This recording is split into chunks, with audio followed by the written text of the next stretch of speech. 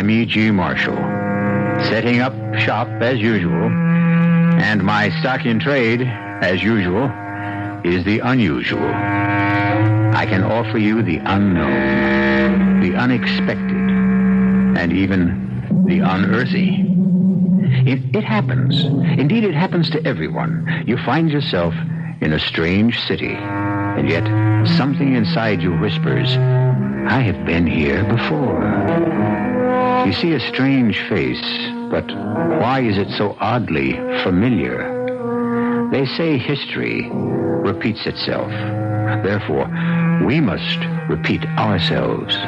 If we are here now, then it follows we have been here before, and we shall be here again. Come in, sir. Have a seat. Thank you. You are Senor Barlow? Yes, sir. Call me Pete. Now, I'd like to show you... I must make sure that you are Peter Barlow. You can ask my secretary. I'm Pete Barlow, sales manager for the development. And let me tell you, sir, this is a blue-chip investment. You'll double your money in 5 years. I have not come here to buy land, Senor Barlow. You haven't? Then why are you here? I have come to collect a debt. A debt? That is correct, senor. What do you claim I owe you? You owe me your heart.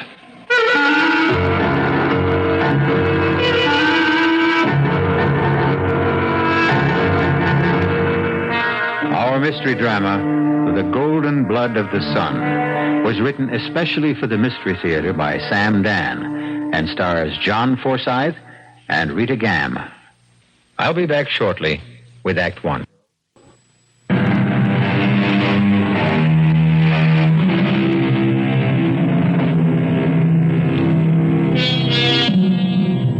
They look down upon us from the walls of the museums, from the ruins of temples, those men and women who came before us in time.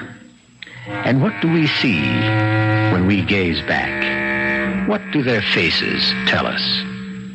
We cannot say, because we no longer dream the dreams, nor do we see the visions of our ancestors. True, the past is preserved for us in stone and in bronze and on canvas, but it is merely the outer shell of the past. Where is the soul, the spirit, the beating heart? Especially the beating heart. Yeah, the forecast is for rain again this weekend. Well, don't ask me what we're going to do. I'm just giving you the facts. Hold it, Bob, my other phone. Yes, Millicent, what is it? Send him in. Bob, I'll call you back. Right now I have to talk with the Golden Boy himself. Sit down, Peter. Mr. Valentine, let's have this out right now. I know you don't like me. I don't dislike you, Peter. I know I wasn't your choice for general sales manager. That's true. Peter, we go by the record. And the record shows sales are down. Way down since you took over. Well, we're selling a sun country resort. We're selling glorious weather. We simply haven't had any of that lately. We've had rain for the past 8 weekends in a row. Now, is that my fault? Probably. What are you saying? Cause and effect.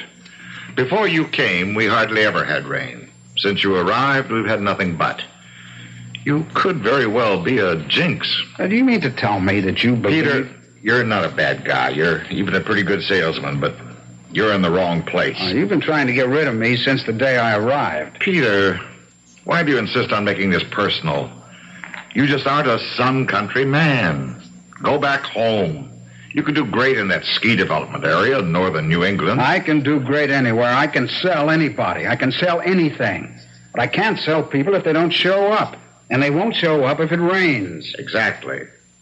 Now, why suddenly does it rain here every weekend? The answer is you. Mr. Valentine, you've stopped being funny. I'm being scientific. You have scientifically determined that I am the cause of the weekend rains? Almost. But in all scientific investigation, a control is needed. A control? Exactly. We must establish what happens when you're not here. So take the weekend off. What? Go to Mexico City. Have a ball. The company will pick up the tab. But the weekend is when I should be here selling. Selling? To whom? Who comes in the rain? Now, this is Thursday, right? Yes. Suppose you go to Mexico City tomorrow morning, and we wind up having a beautiful sunny weekend here. Would that prove something? My contract calls for me to be here every weekend. Not if I send you to Mexico City on business. What kind of business? There's a Senor Mendoza who owns some property. We may buy it for a resort hotel. Go there, look it over. Give me your opinion. Well, I've never been to Mexico City. Great. You'll have the time of your life. It's just over the mountains. Take the company plane. I suppose I get there, and it rains here anyhow. That's what we want to find out, isn't it?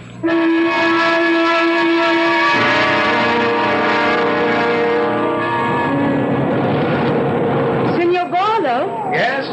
Welcome to Mexico City. My father, Senor Mendoza, sent me to meet you. How do you do? My name is Irina. Mine is Peter. Please come with me. I have the car. You'll be our guest. Oh, I'd made a reservation at our hotel here. No, my father insists.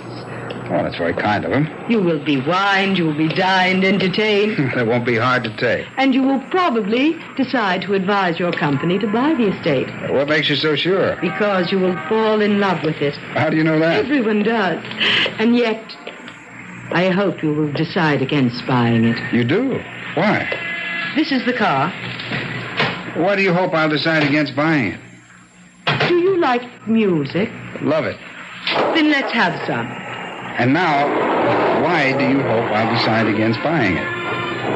I happen to be in love with it. Well, that's a very good reason. But we must sell it. We need the money. Yes, well, money in the end becomes the best of all reasons.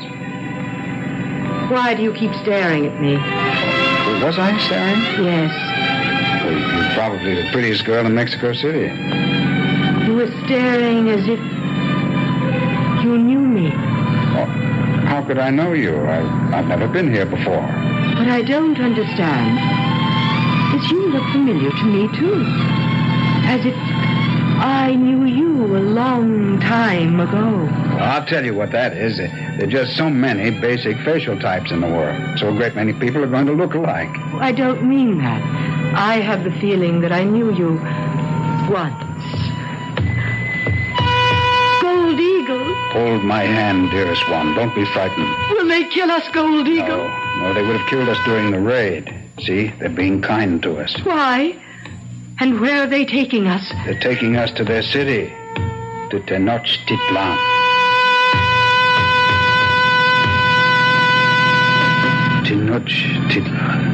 Tenochtitlan. What are you saying? Who? Me? Nothing. But you are. You keep on muttering. Tenochtitlan. What? Yes, Tenochtitlan. I can't even say it. You mean you've never heard that name before? Is it a name? Yes, Tenochtitlan. It was the ancient Aztec name for Mexico City. What is that again? Tenochtitlan. But why should you keep repeating it over and over? I have no idea. I guess it's just another one of those crazy things that seems to be happening to me ever since I came to this country.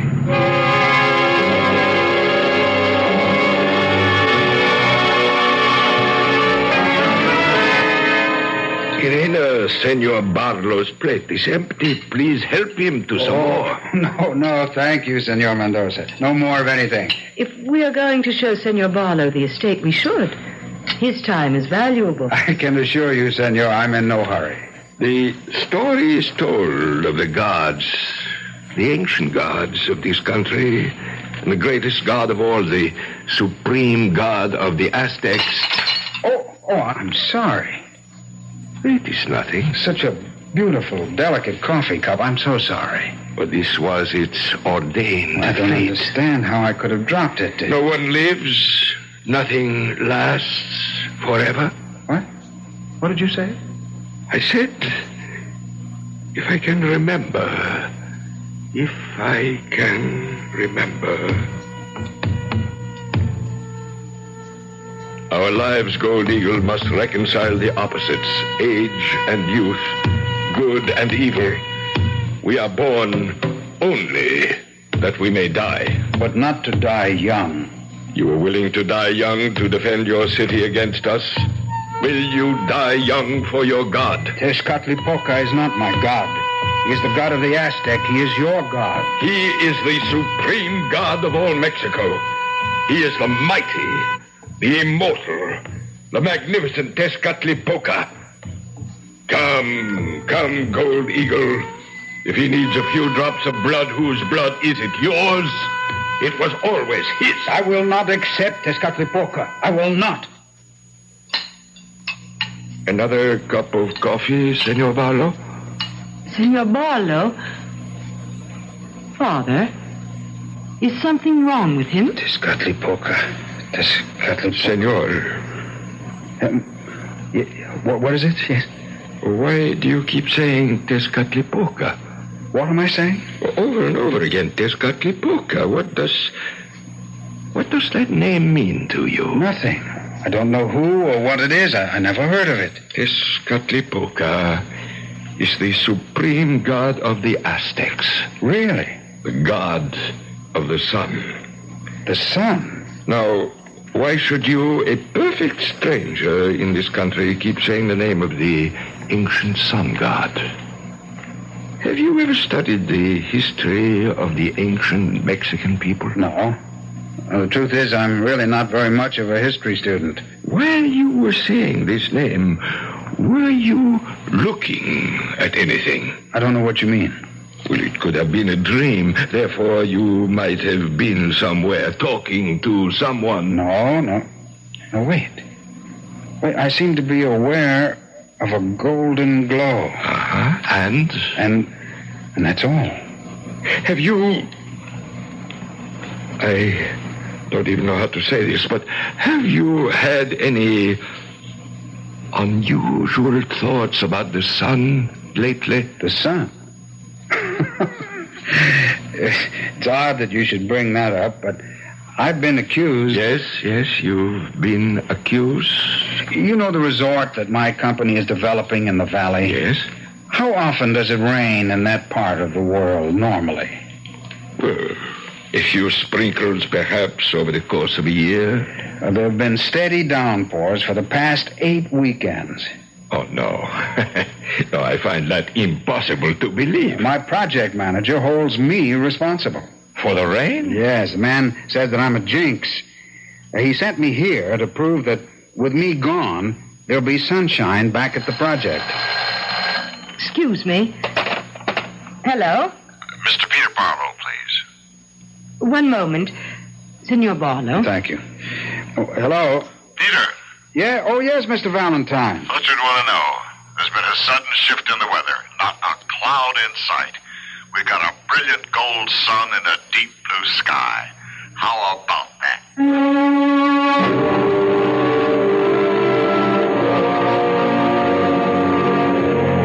How about that indeed? You may say coincidence. Then I may ask, what is a coincidence? Mr. Webster says it's an accidental concurrence of unrelated events. Very good. But is there truly such a thing as an accident? Aren't all things, great and small in this world, somehow tied together? Not by accident, but by design. I shall return shortly with Act 2.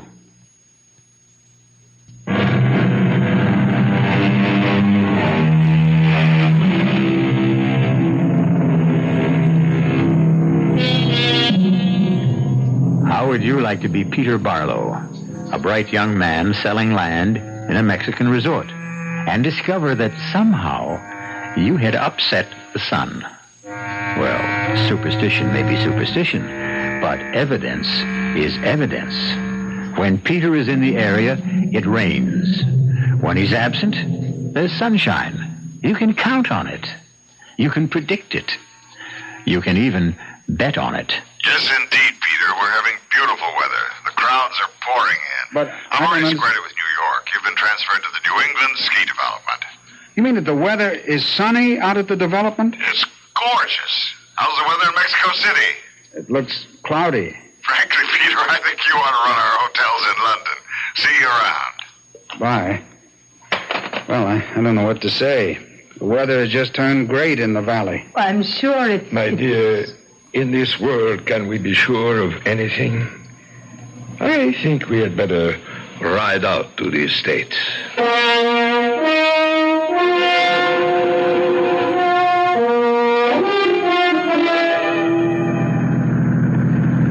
It's lovely country. Yes. At one time, my family owned a great deal of it. Now we just have the estate near Cuernavaca. Have you ever been there? No, I'm afraid I've never even heard of it. You never heard of the famous Cuernavaca? No. Well, perhaps you knew it by its ancient name of Cuanahuac. Well, what makes you think I would know that? Well, you seem to have a knowledge of ancient Mexican names. But I'm not aware of it. I don't know how. Think. The name. Cuanahuac. But I never... Just think. What are you trying to... I'm trying to help you. Help me? To do what? I don't know. What is it that you feel you must do? I don't feel I have to do anything. That is not true. Why do you say that? Father? Yes, my dear? We'll be passing near the temple. Shall we stop? Yes. It might be interesting for Senor Barlow. I'm not much for sightseeing, but if it's interesting... It does not look like very much right now, but the most dramatic of all the ceremonies took place right there. Oh, what kind were they? Human sacrifice. Sounds barbaric. In this temple, the high priest of Tezcatlipoca stood ready with the knife made of glass, black glass, and he would cut out the heart of the victim. That's not barbaric? Oh, there was no pain. Death was immediate. But the whole idea is... Your idea, perhaps, but it was a ritual of a people whose civilization is not to be despised. There's the temple, Father. Yes, by the side of the lake. In the old days, they would arrive by boat. A very joyous procession. That's the temple, that crumbling heap of stones? Well, it was never a splendid place. It was used just once during the year and for one purpose only. It was never taken care of. Hardly ever repaired. All that was needed was the stairway leading to a chamber at the top where an altar of stone and a priest with a knife of glass waited. Gold Eagle. Yes. We have arrived. Are you ready? I'm ready. Say goodbye now to Soft Cloud. No, he must not go. Children, this was agreed to. Why must he die? He will not die. He becomes part of the body and the spirit, the flesh and the blood of Tezcatlipoca. No! Are you a royal princess or a slave girl? You know your duty. Don't go, Gold Eagle. Refuse. Refuse? They can't compel him. Oh, yes. Yes, you may refuse, Gold Eagle, and spend the rest of your life as a slave. But it will be life. And you will spend every lifetime till eternity as a fugitive from the wrath of Tezcatlipoca. You have no right to say anything. It is for him to decide. He has already agreed. Gold Eagle. His heart will be of no use to Tezcatlipoca if he is not freely given. The sun is about to reach its highest point. We must decide, Gold Eagle. At this moment, we must know your decision. Save yourself. Save yourself. Speak! I don't know. I don't know what to do. I don't know what to do. You interested in seeing the temple, Senor Barlow? Senor Barlow. I don't know what to do. I don't know what to do. Father, what is wrong with Senor him? Barlow, are you all right? I don't know what to do. It isn't the first time, Father. Sometimes he He seems to be off somewhere else and says things you just can't understand. I don't know what to do. Senor Barlow. What? Oh, I must have dozed off. No, senor. You were having a nightmare, or was it a hallucination? I'm afraid I don't know. Senor, something has happened to you since you arrived in this country? Yes, I'm sure something has. Irina, we shall not visit the estate today. Turn back to the city. Senor Barlow must see a doctor. A doctor? No. Why not? Because I'm all right. Is that true, senor? Are you really all right?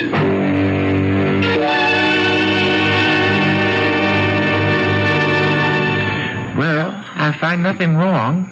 Pressure's normal. Pulse, temperature.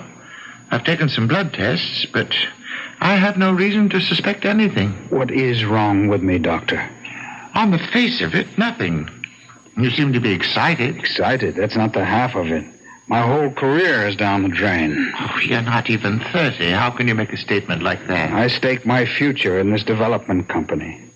I was building toward the top, but now it's all over. I'm through here. You seem to have an affinity for the old, that is, the pre-Columbian Mexico, and you can't account for it. No, sir. No way. When did it start? When I arrived here a few months ago. And you've heard voices? Yes, sir. What were the voices saying? Well, I seem to have been an Indian, a Quanahuac Indian. Don't ask me what that means. Only ask me where I heard the word. At first, they were just voices, but each day things become more and more clear. How? Well, I see things. Things? Yes. A valley, a beautiful valley. Mm-hmm. And there were lovely buildings, tall temples, babbling fountains, and everywhere graceful, handsome people. And I see myself walking with a man, an older man, my father. Remember, my son, we are not warriors. We are singers. We are poets, painters, sculptors, craftsmen. But the Aztec people, suppose they attack? Then we shall fight as best we can. Exactly, Father. Therefore, shouldn't we teach our young men the arts of war? Gold Eagle, if we do so, then we shall become a nation of warriors. And thus, we shall have lost our culture in any event. But it seems unfair. No, the Aztecs will not destroy us. They raid us on occasion only because they must. They must? Yes. To keep the sun in the sky, they must sacrifice to him. And the sun god, Tezcatlipoca, accepts only the purest hearts. There are not enough of these among the Aztec people, so they must come to us. I still say we must fight them. I agree, but the best way to fight one's enemy is to be better than he is, and more worthy and precious to the gods. Father, I cannot doubt your wisdom, but... Doubt, my son. Doubt any man, but not the gods. I cannot submit to the Aztec calmly. You must. I must. It was foreseen at your birth, my son, that you would become a true child of Tezcatlipoca. Your blood would be his. Me? A sacrifice to Tezcatlipoca? I must not say sacrifice. A better and truer word would be gift. Yes, my son. I don't understand.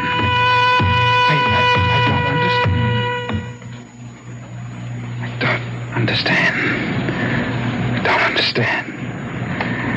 Peter. No, I don't understand. Peter? Yes, what is it? Where were you? Where was I? Yes, for at least a minute your mind was somewhere else. Are you going to tell me you don't know? Well, it's too fantastic. You wouldn't believe it. Try me. I was in Quanahuac, the place I told you about. Yes? I'm young, I'm handsome, I'm everything a young prince should be. That's why my name is Gold Eagle. I soar above the crowd. Well, that's a happy situation. No, it isn't, because I'm fated to be captured by the Aztecs and sacrificed to the great god Tezcatlipoca. At least that's a figment of your imagination. How do I know so much about the mysterious past of a strange, unfamiliar country? Well, there's a rational explanation. Yes, what is it? I don't know. Well, then how can you say The that... fact that I can't come up with an explanation right now doesn't mean that it doesn't exist, does it? Doctor, Yes? look outside your window. What do you see? It's raining. Well, but that's impossible. We never get rain this time of year. And I'll tell you something else. It'll rain for as long as I'm here. The sun god is angry.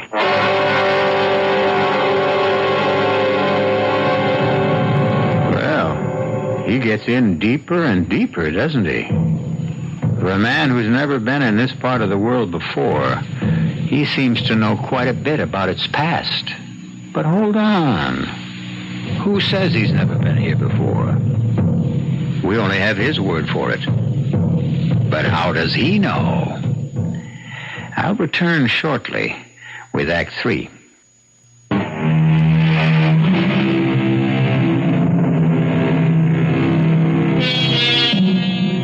Suddenly, there are visions of a past, a splendid but barbaric past. Why should a young American, with no real interest in anything else except a career and the normal things young men are concerned with, why should he suddenly see himself as a tragic Indian prince, a designated victim of an Aztec sacrifice? Why? Well, it's always easier to ask a question than to answer it, no? I know myself, Doctor. I know that I'm not the kind of a person who gets delusions. Actually, Mr. Barlow, you are. Doctor, it's raining. I'm a very down-to-earth guy who knows... People like you are the ones who crack up first. What do you mean, crack up? Crack up, break down, it all comes to the same thing. But I'm perfectly... Yes? Perfectly what? Now, come now, Mr. Barlow. What's this nonsense about being in disfavor with the sun god and thereby causing rain? The fact is, I am in disfavor with the sun god. All right, let's hear those facts. Now I know why. You see, the Aztecs did attack Guanajuato. One night, when we were sleeping peacefully, they descended upon the city. I was taken prisoner. What are you telling me? I remember now. Prisoner. But I wasn't beaten. I wasn't tortured. I was treated like a prince. And I was taken to the high priest of the Aztecs. Welcome, Gold Eagle. You know my name. Your name is known throughout Mexico. Will you give me your blessing?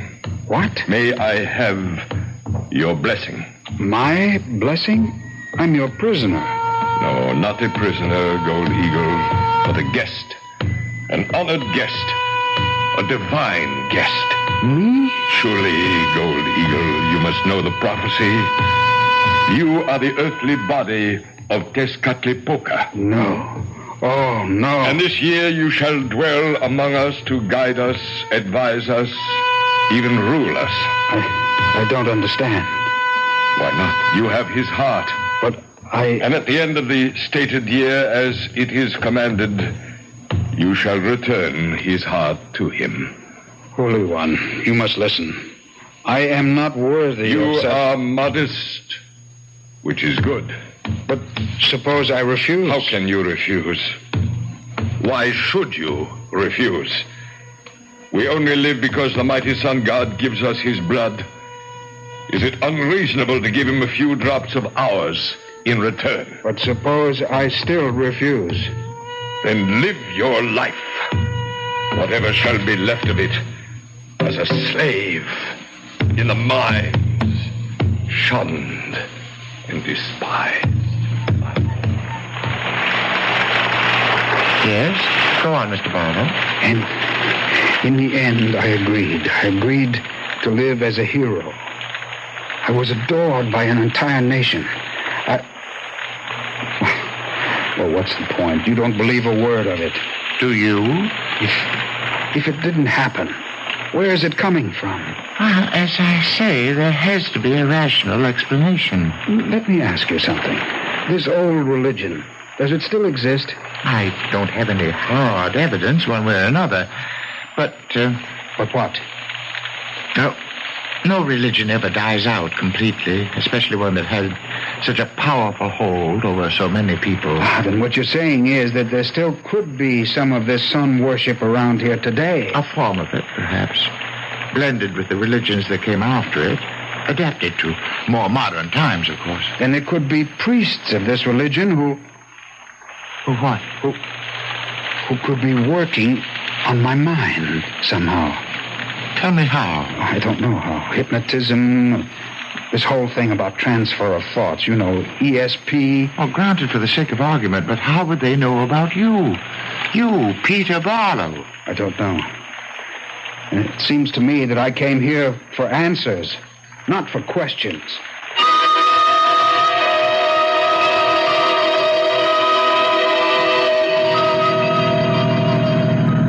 Thank you for picking me up, Irina. My father wants you to come back to the house. He believes you should do nothing. Just rest. I hate to impose. Oh, it's nothing. It makes him very happy. But I will say something else. Yes? I will say you must not come back. No? No. Please, let me drive you to the airport. The airport? But why? You must get aboard a plane at once. What is it, Irina? Leave this country. Why? Why do you say that? Because I love you. You... what? I love you. But we only met yesterday. No, I have always loved you. Always? What do you mean by always? My name is Soft Cloud. Soft Cloud? How would you know the name? I was given to you as a gift. The gift? That year of splendor. You could choose among all the princesses of Mexico for your consort. You chose me. You remember? I'm going crazy. None of this is a dream. Gold Eagle. Gold Eagle? You even know that? I have lived through it also. When the year ended, I couldn't bear to give you up. Give you up to the knife of black glass and the sacrifice, so I persuaded you to refuse. I remember. I went into the mines. And I went with you. And it wasn't long before I was no longer handsome, and you were no longer beautiful. I remember. And I died very soon after. I was very young, I remember. Yes. What am I saying I remember for? I don't remember any of it. This is just some funny fantasy running through my brain. That's it. It's a fantasy, a hallucination. No. My name is Peter. Eagle. No. Once again, I ask you to refuse the knife. What knife? The sharp, black knife of glass that will enable your heart to be offered to the sun god. Who's going to do that? The high priest of the Aztec. But that stuff... Please, this time there are no mines, no slaves. We can live happily, perhaps this time. I tell you what we should do. We should turn around and take you back to the doctor. If you stay here, you'll die.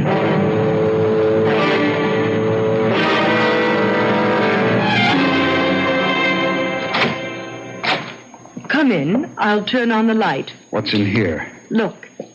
Well, it's the chamber of the high priest himself. See? Here are the ceremonial headdresses, the robes, the ornaments of gold, and there... I see. ...is the knife, the sharp and pointed knife of black glass. To whom do these things belong? I told you, Peter, to the high priest. You talk of him as if he's still alive. Still alive and very much alive. He's my father. Your father? I don't believe any of this. Peter, if you stay here, you'll die. I can protect myself. You will die willingly. Oh, no, never. It will seem right. You will become anxious to die. Please, Peter.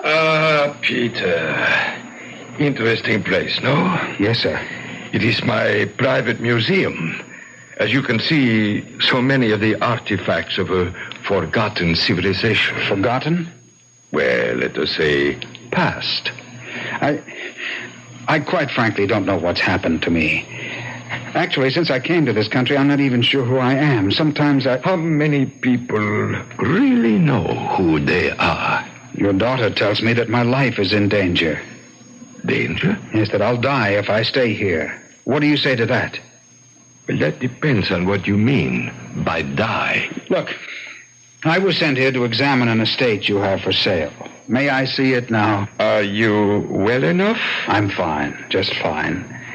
Somehow I got mixed up with some superstitious nonsense, but I can shut that out of my mind. Let's go. As you wish.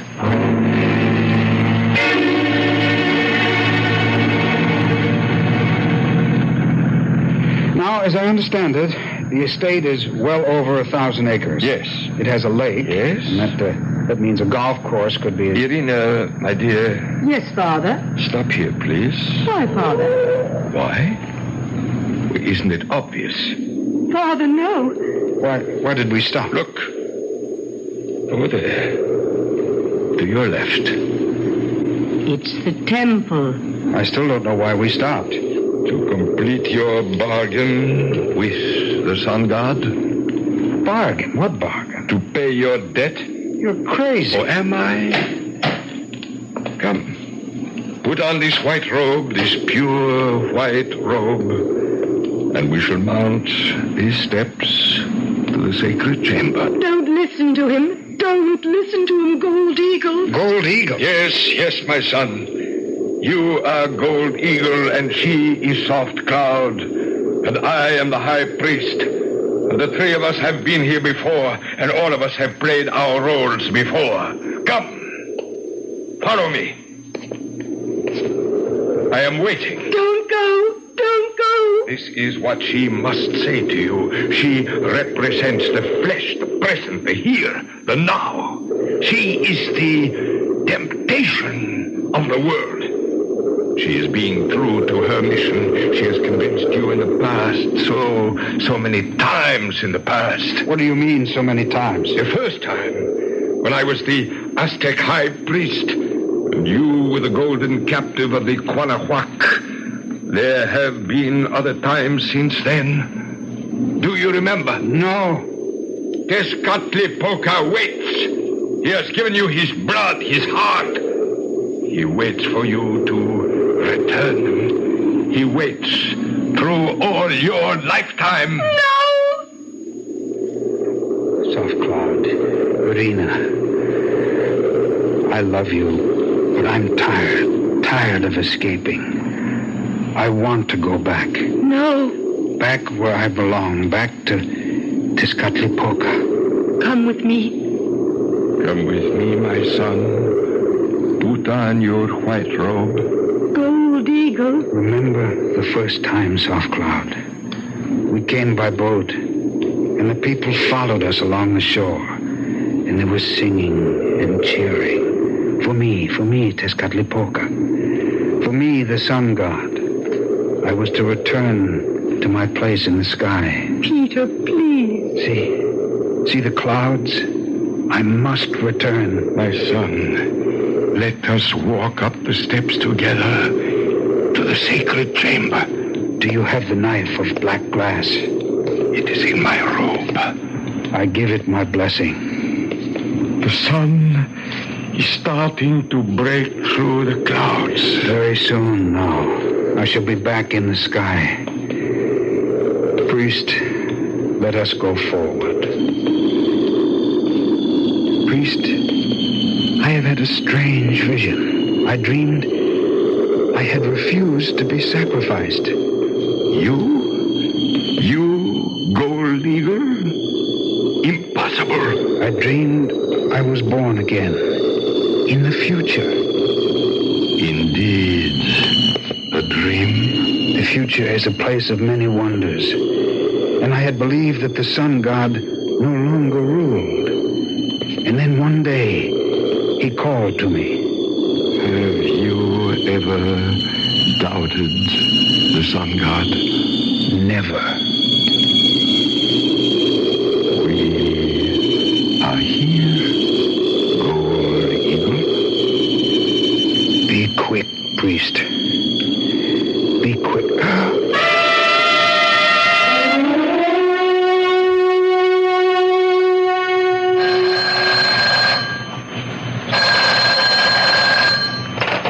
Hello? Hello, is Peter Barlow there? Who? Peter Barlow. Well, I'm sorry. There's no such person here. Is this the home of Senor Mendoza? Yes, I'm his daughter, Irina. Well, a couple of weeks ago, I sent him to see your father's estate. I know nothing about that. I called him there the day after he arrived. I spoke with him. That's impossible, Senor. My father and I have been in Europe. We only returned home last evening. But I made arrangements with Senor Mendoza for Mr. Barlow to see the estate. I'm sorry, Senor. You must be mistaken.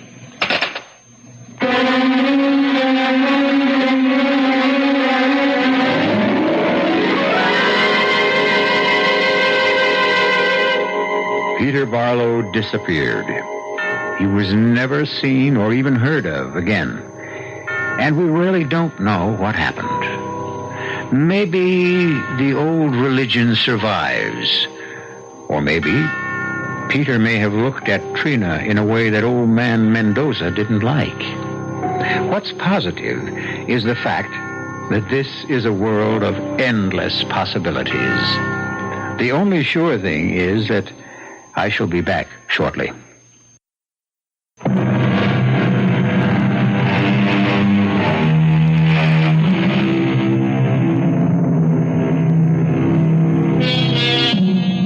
They were another people, those who lived in the past.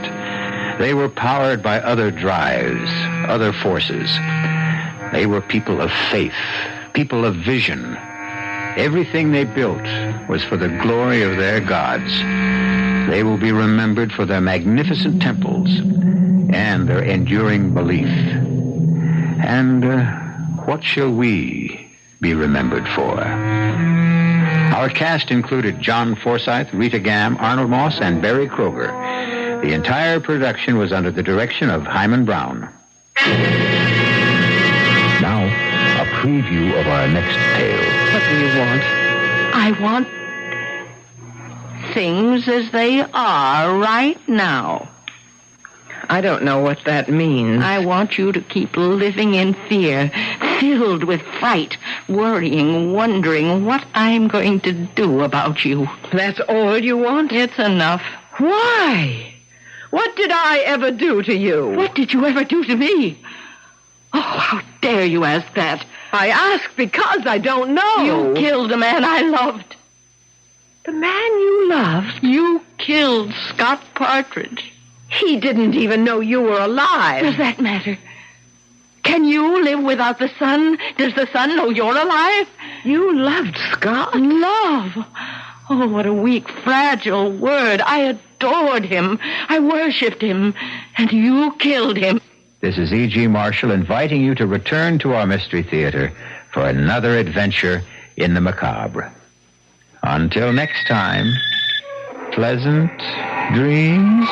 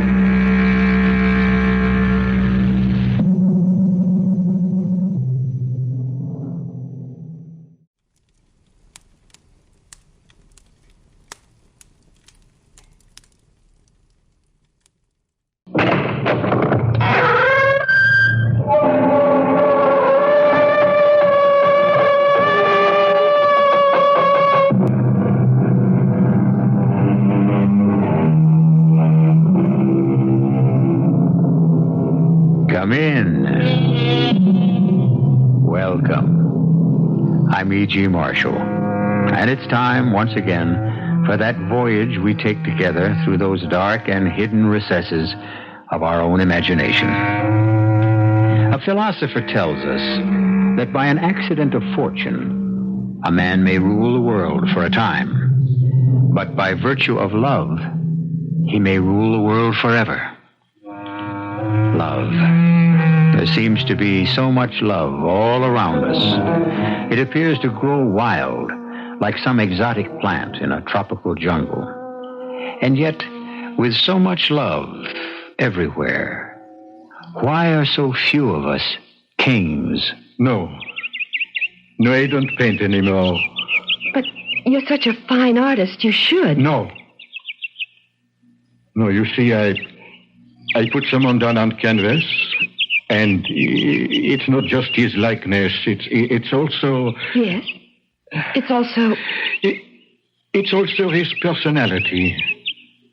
And so, he will convey to the viewer some of his innermost secrets. I don't believe that's possible. Yes. The canvas will not conceal any of his secrets. It will betray everything, even if he has committed murder. Now, shall I paint your portrait? No. Oh, no.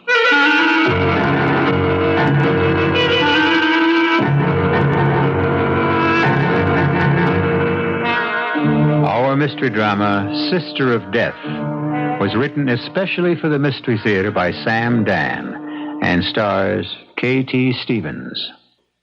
I'll be back shortly with Act One.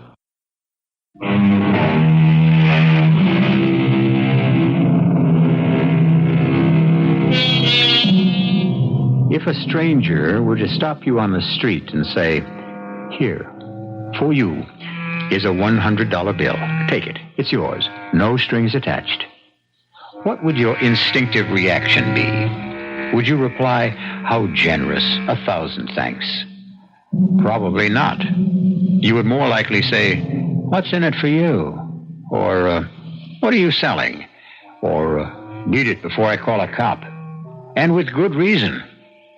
So many of us have become rather sharp-nosed and narrow-eyed. But here and there is still the occasional optimist, the rare believer in the goodness of man, the exceptional, kind-hearted, trusting soul who simply refuses to recognize evil. You're about to meet one of them. She's young and pretty.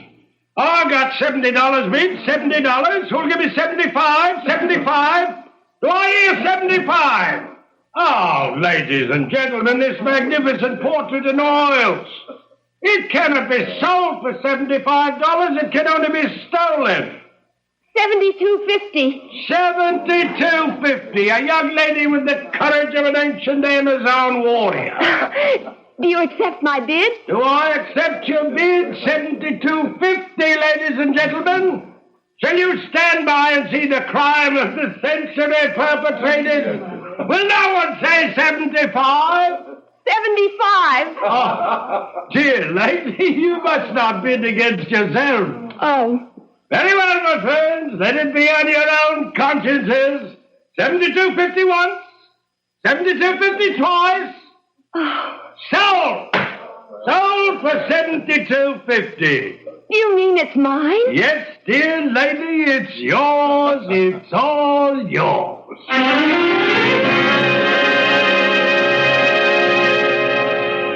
Well, what is this fantastic bargain, Anita? Oh, Tilly, just wait till you see it. Oh, where is it? I even knew exactly where I wanted to hang it. Hang it? Oh, is it a picture, Anita? Oh, nobody can ever keep a secret from you. What kind of picture is it? Tilly, it's the buy of the century. Who painted it? Well, it wasn't anyone you might have heard of. It's Karl. Karl? Mm-hmm. He signs his name in big letters. Is his first name Sebastian? Sebastian? How did you know? Sebastian Karl. Oh, you heard of him. You actually heard of him. Anita, where's the painting? You'll never guess. Anita, let me look at the painting. Come upstairs. I put it in the bedroom. It just seemed to belong there. $72.50 for a Sebastian Karl.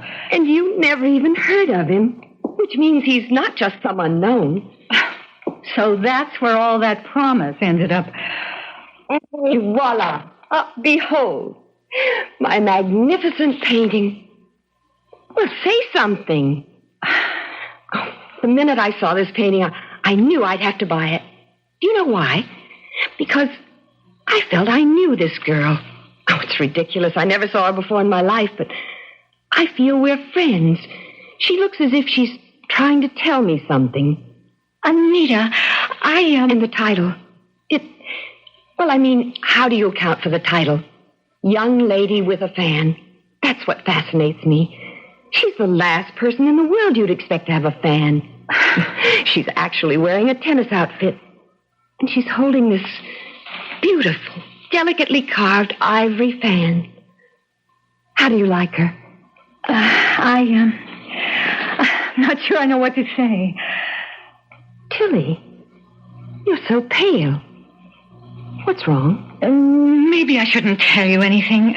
You're so serious. What is it? The girl... The girl? The woman in that painting. It's Alma. Alma? Oh, that's right. You couldn't have known her. Who is Alma?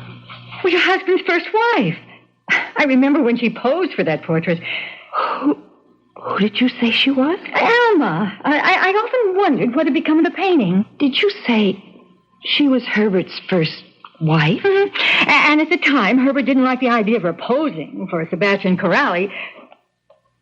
You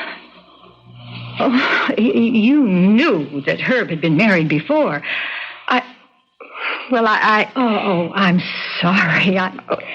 It's all right. Well, I just naturally assumed that he would have... As a matter of fact, now that you mention it, he did tell me. Anita. It just slipped my mind for a moment, I guess. Darling, you don't have to protect everybody all the time against everything. I can understand why he wouldn't tell me. Can you? Herbert is an incurable romantic. We both feel as if our lives really began the day we met, and that nothing in the past is material or relevant or of any importance. But, dear, your lives didn't begin the day you met, and there was a past, and it did shape your existence. Tilly. Yes? Maybe I shouldn't ask, but... Mm-hmm. You want to know about Alma? Yes. Not nearly as pretty or as charming as you. Oh, I don't mean that. Where is she now? Oh, she's, dead. Dead? Yes. She was killed. Oh, how awful. She was murdered. She was murdered? In this room. No. She was all alone. Herb was out of town. It was a robbery. Evidently, she'd come home and surprised the thief, or he had surprised her. Did they ever catch? No. It remains unsolved. And you say the place was robbed? Oh, yes. Everything of value. Jewels, silver. Did the police ever find any of it? No. And it happened right here in this room? Right here. It's a little scary because the painting was hanging on the wall just where you have it hanging now exactly. It's quite a coincidence. I suppose you could say the painting saw it all. In a manner of speaking, you could say that. The painting is a witness. She actually saw herself being killed. Anita, really? Well, it's true, isn't it? You look into those eyes, and they look back into yours, and they seem to want to say something. If they ever do, let me know what. But right now, the important thing about that painting is... What am I going to do about it? Yes. What are you going to do about it? I shouldn't let Herb know. Why not? It would be too embarrassing, too painful. I still say Herbert should have told you he'd been married before. I only know that Herbert and I are very happy. All this nonsense about her being a romantic. I should think that Herb neglected to tell you something that was very vital. But it doesn't matter to me. Oh, sure. The fact is you're afraid to raise an issue. If you don't want to open up a giant-sized can of worms, you'll just have to get rid of the portrait. I know, but... Yes, but... I think that would be... Don't laugh. I won't. I think that would be cruel. Cruel? Because she's not just some figment of an artist's imagination. No, she's not. She isn't even a strange woman. She was someone who lived here, who died here. This is her home. How can I throw her out? It's a rather unique view. But it's my view. However, you must do something. I know. I'll have to think. You better start thinking right away. It's getting on toward 5 o'clock. Then, will you please get out of here and give me a chance to collect my thoughts?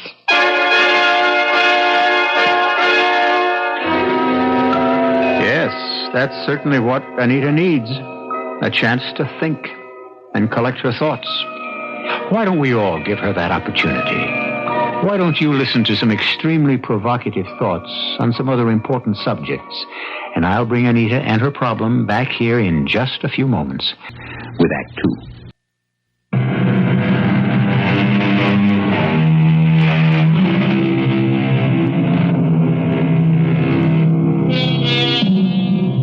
One day, a young lady named Anita Sutcliffe was very much taken with a painting at an art auction. So she bought it. Immediately after, she discovered by accident that the painting is a portrait of her husband's former wife, Alma. And it seems that Alma had been murdered during a robbery at the house. All this would be shocking enough, but you must also consider one additional fact. Anita didn't know that her husband, Herbert, had been married before. Penny for your thoughts, darling. Oh, my thoughts aren't very deep. I must have been daydreaming. Oh, about what? Nothing really. The fish is excellent, darling. Thank you. Did you have a hard day? Oh, they're all hard. Poor Herb. Why do people lie all the time? A man says he wants a safe, conservative investment. It's a lie. What he really wants is a stock that will double itself in 6 months and pay a 20% dividend, tax-free. Oh, darling, I'm sure people must be more reasonable than that. Oh, when it comes to money, no one's reasonable. Some of the people who walk into my office... No, I must never bring these things home with me. But, Herb, there's no reason why you shouldn't share. Darling, this place to me is a citadel. It's where two unusually blessed people live in complete faith and love and harmony. Darling, you do love me, don't you? No matter how many times you ask, the answer will always be yes. I look at you and I say, no two people have ever been so close, so completely as one, so open, so free. No secrets between us. No secrets. No secrets. Yes, dear? Would you care for some coffee? Oh, no, I've had enough. Oh, who do you suppose that is? Probably Tilly. Tilly? Oh, I'm in no mood for her tonight. But, darling, she's your cousin. Hi! The door was open. Are things? I think I have a headache. Oh, darling, there's some aspirin. I'll just go upstairs and lie down. Will you excuse me? I just couldn't stay away. I'm sure of it. Has he been upstairs since he came home? No. Oh, when he walks into the bedroom, wow. No. Nothing will happen. But when he sees the painting... He won't see it. It isn't there. Anita, you copped out. No. I decided what was more important. Okay. But where is the painting? In the attic. The attic? Herb never goes up there, and I can decide what to do about it later.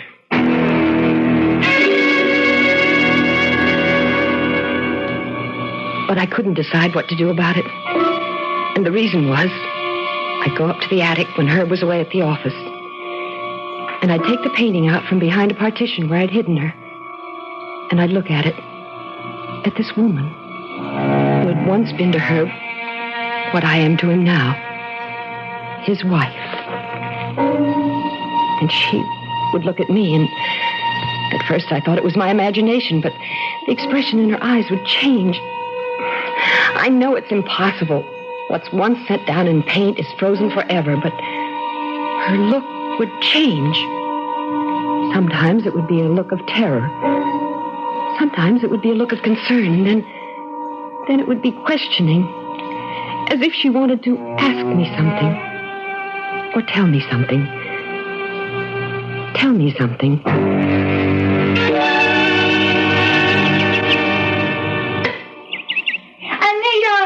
rush the net quicker. Come on. Oh, that's not the way to hit it. You have to hold the ball. I really would like to learn to play this stupid game. Why? So I could surprise her. It would please him. It would be something else we could do together. You better rest for a few minutes. You can't learn the game in one day. All right.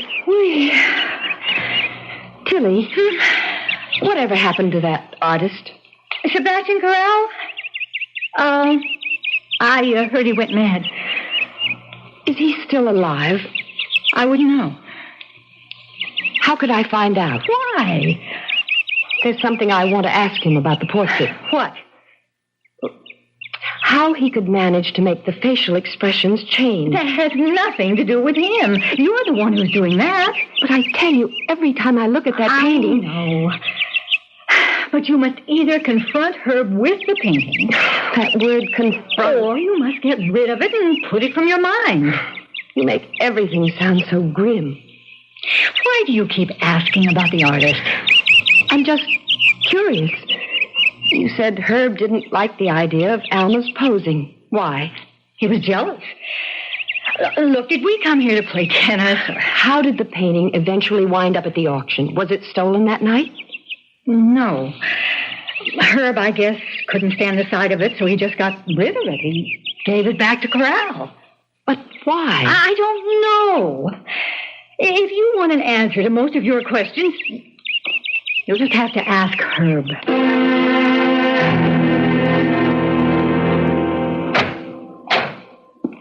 Hello.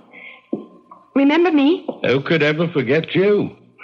The young lady who lives so dangerously. Can you imagine $72.50 for a Sebastian Karl? Would you know him? Karl? No. But one of America's foremost painters, he is not, or was not, whatever the case may be. Then you wouldn't know where I could find him. I bet you're wrong. I know exactly where you can find him. You do? Poor lad. He's in the state asylum, and he's bankrupt. Whatever he's got is being sold at auction. I come into it because all he's got is a couple of paintings. The state asylum. Yeah, that's how it goes, especially with artists. A painter, he's good, but not really good enough. It drives him crazy. You know why?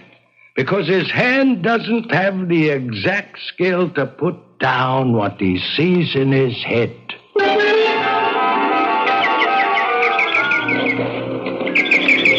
Thank you, nurse. I see him.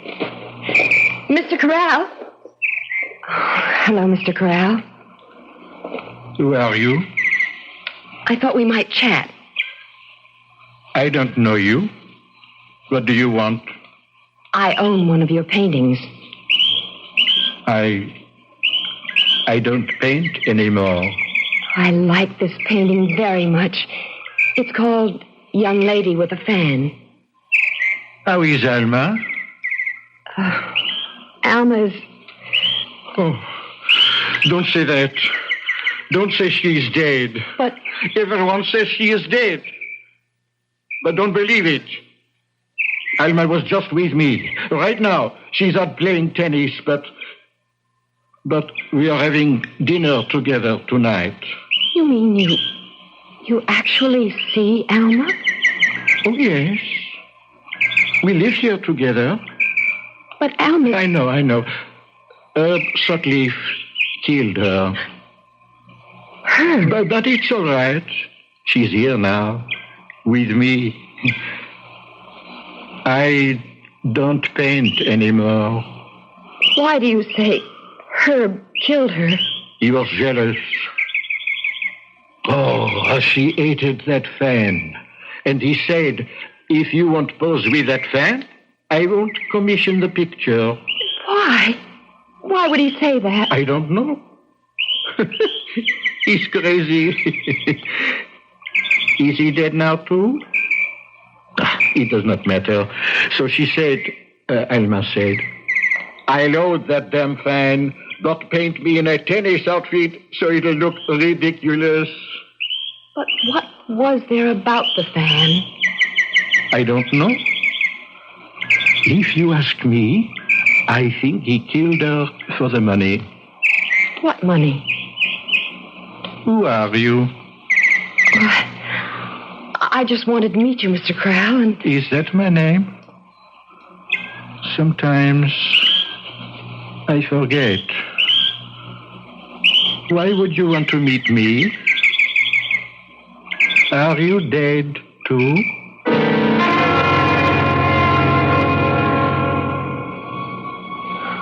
I left him. I went home.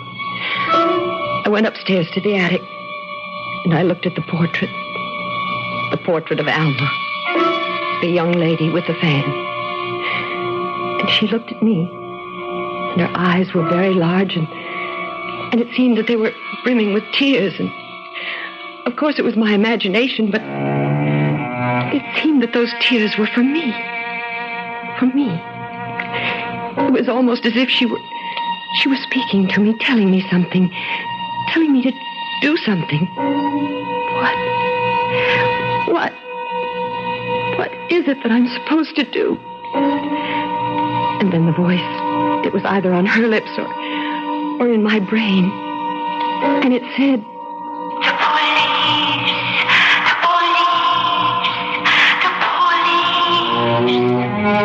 The police? But why?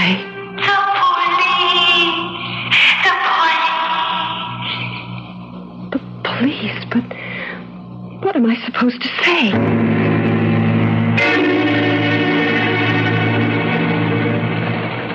Lieutenant Tannenberg? Please sit down, ma'am.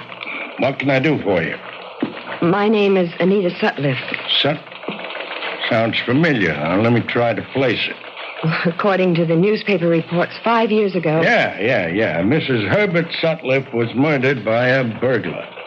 You must be the new Mrs. Sutcliffe. I read where Detective Sergeant Tannenberg was the investigating officer. Yeah, I was on the case. Well, what can I do for you? Is the case closed, Lieutenant? Well, no unsolved murder case is ever officially closed. If you mean, is anyone currently working on it, the answer is no. It's inactive. Oh.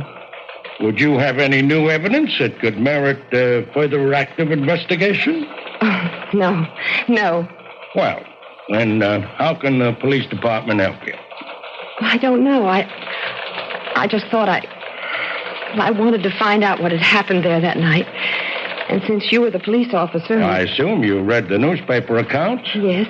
I looked up and... Well, it's all in there. Neighbors thought they heard suspicious noises. We responded, found Mrs. Sutcliffe dead in her room. There'd been a struggle. Place was cleaned out. We had no leads. That's all I can tell you. How was she killed? He shot her.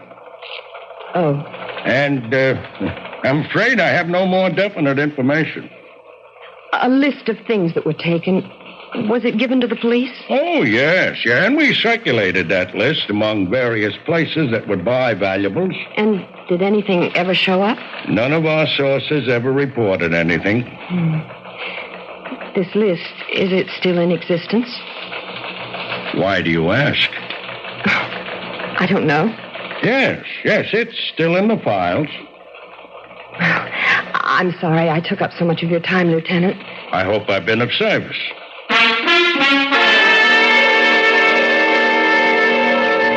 Take my advice. Keep away from the police.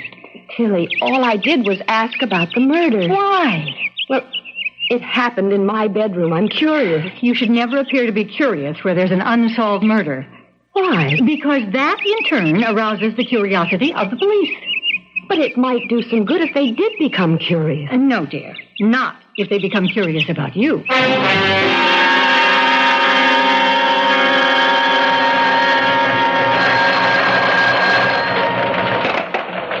Lieutenant Tannenberg. Oh, yeah, Chappie. Yeah, I did call. You remember the Alma Sutliff thing? You and I went out on it 5 years ago. Well, the new wife was just here. And guess what she wanted to know? Is there still a list of the stolen stuff? In other words, is it still hot? Very big, innocent eyes. But she could have been in on it. Well, I checked. He married her 3 months after he buried the first one. How grief-stricken could he have been?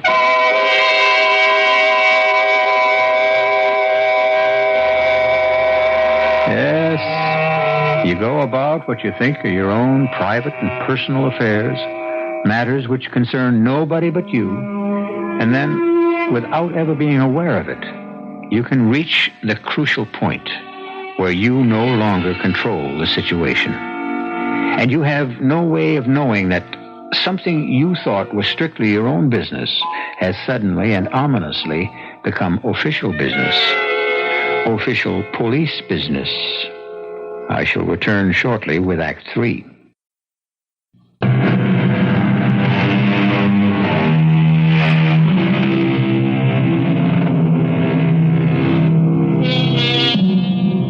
A relationship between two human beings is an unbelievably complex cradle of attitudes, ideas, privileges.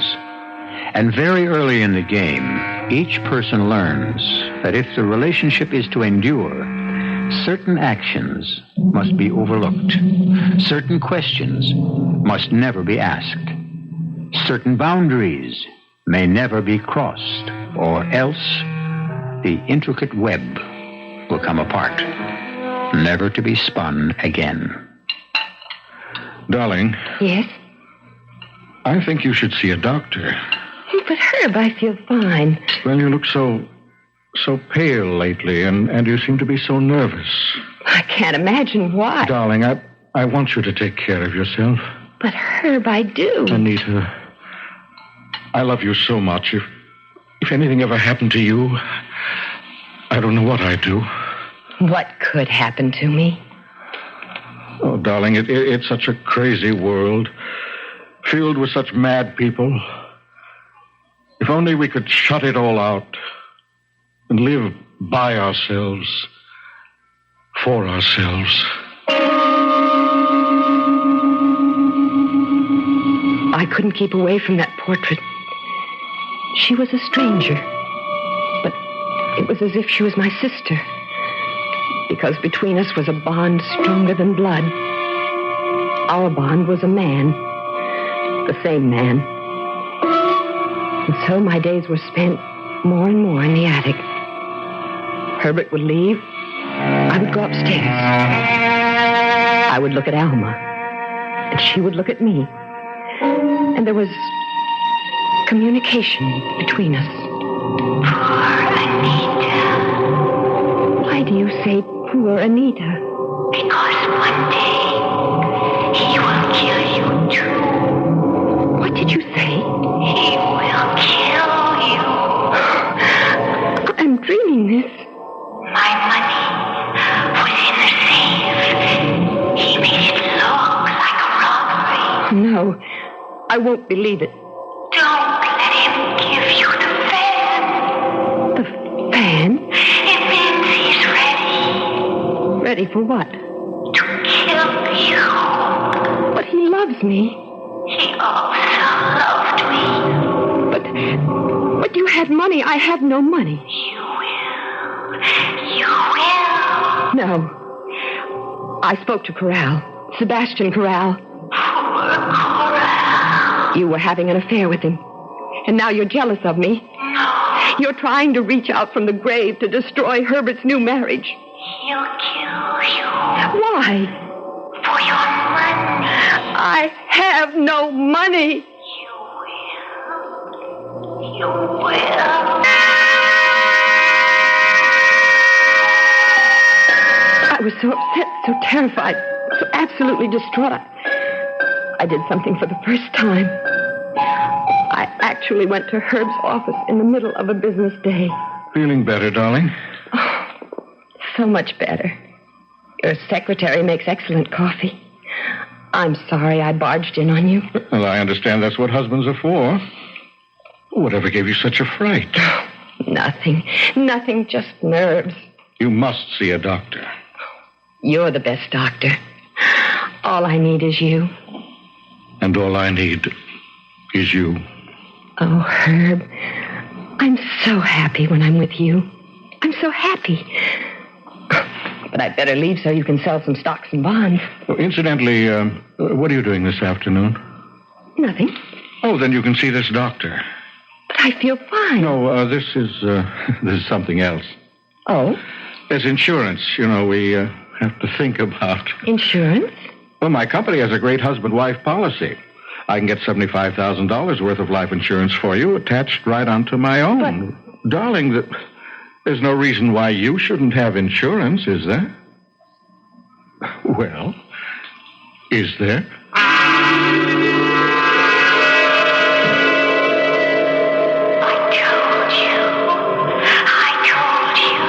But there is no reason why I shouldn't have insurance. He'll kill you. He'll kill you the way he killed me. Stop that. Leave him. No.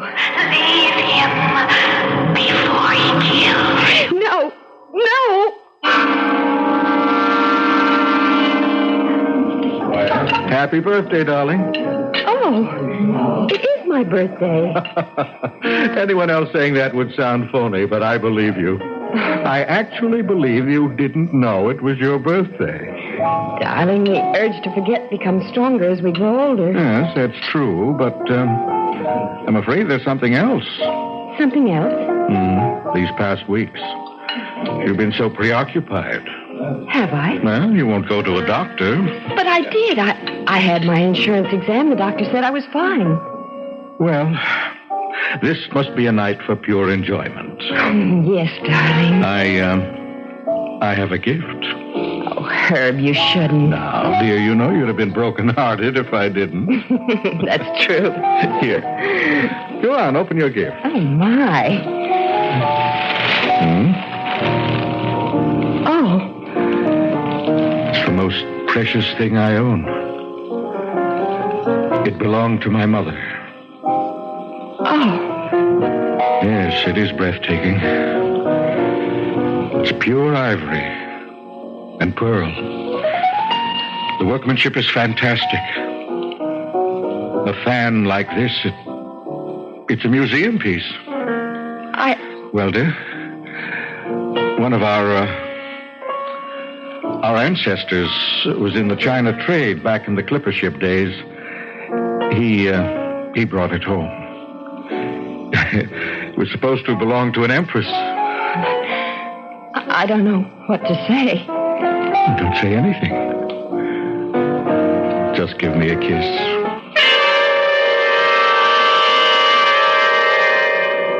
So, he gave you the fan.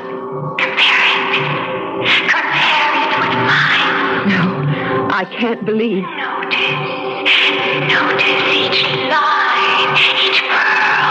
I can't believe you. You will live just long enough to hate that fan. But why? What does this fan mean? It means that no other woman in the world is as beautiful, as good, as perfect as the one who owned this fan. I don't believe it. Watch. He will begin to find fault. Oh, he doesn't know how. Little things at first. It will become worse. I just can't believe. There were so many things I couldn't believe.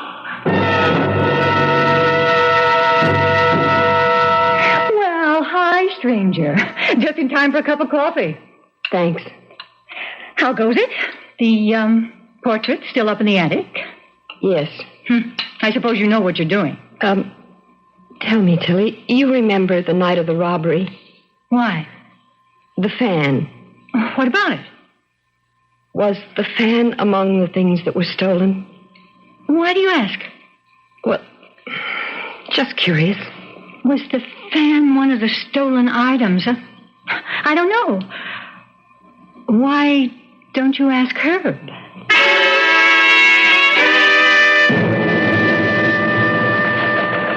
It's quite all right, Mr. Sutcliffe. I was in the neighborhood, Lieutenant Tannenberg, and I wondered if I could just take a minute. We're here to serve you, ma'am. Well, there's an heirloom. It has sentimental value for my husband, and he isn't sure if it was one of those things that were stolen during the robbery. Well, he has the list. He can check it. Well, you see, it was a long time ago, and the list has been lost or misplaced. Oh. Well, in that case, let's look at the one we have. As a matter of fact, I have the file right here on my desk. You do? Mm-hmm. You mean the police are opening up? No, we just have a periodic review of all the records. Here we are, Sutcliffe, Alma. List of stolen items. Here it is.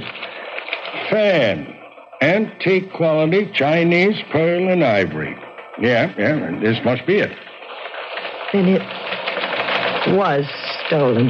Well, according to what Mr. Sutcliffe attested to at the time, yes, it was part of the loot. Thank you, Lieutenant.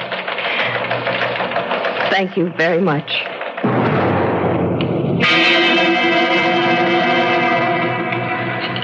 The chicken is a bit underdone. But I made it the same way. And it's tough. Tastes the same as usual. Now, dear, it's not that you have very much to do all day. You could at least take time and prepare a decent meal.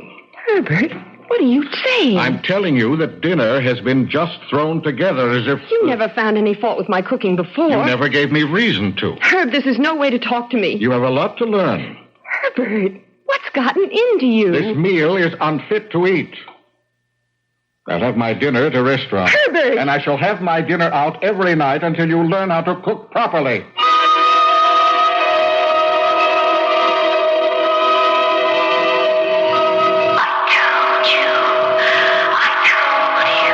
No, I don't believe it. It's a dream. What's a dream, Rita? All of it. You and the way Herbert just spoke to me. It's a dream. Is the fan also a dream? The fan, Anita, the fan. Anita, he's come home. Anita, do you want him to find you up here? Anita? Anita? Is that what you want, Anita? Anita! You come up the stairs. You left the attic door open. Did you leave it open on purpose? Anita, where are you? He's coming up. You see the light up here. Anita? He knows where you are. He knows. Darling. Hello, Herbert. You know Alma? Anita. Why didn't you tell me about Alma? Because I didn't want to remember. Because if you try to put something out of your mind completely, then, well, after a while, it doesn't exist. Why did you kill her? I had to. She came home. I didn't expect her. She found me at the safe. Her money had come, her inheritance, in negotiable bonds. And I needed them because I was short. But she wouldn't listen. And that's why you killed her? But she brought it on herself. It was her fault. Where are you going? Away from here. No, don't leave me. Please, Herb. I thought you were different. But you're like all women. You can't be trusted. Please, You'll let go to go the of me. police, won't you? Yes. I knew I couldn't trust you. Let me tell you what's going to happen to you.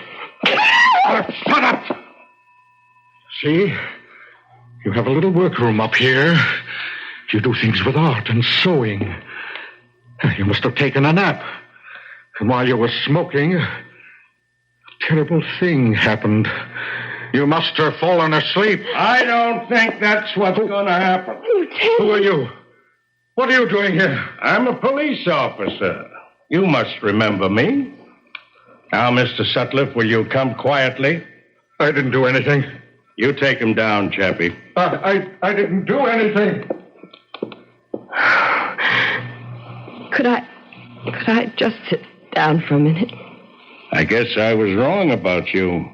I thought you and he killed his first wife and were waiting for things to cool down. I didn't even know he was married. Then how did you know he killed her? She told me. Who told you? She did. Look at her. That's just a painting. Is it? As a matter of fact, I remember. That was in the bedroom where we found the body. Karl. That's the artist's name. Yeah, I remember. I read in the paper the guy went nuts because he felt he wasn't good enough. On the other hand, he may have been too good.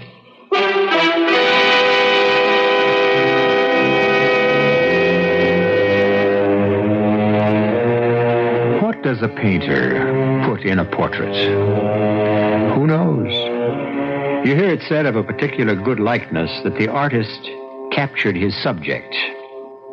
Can that be taken literally? Take me literally when I tell you I'll be back shortly.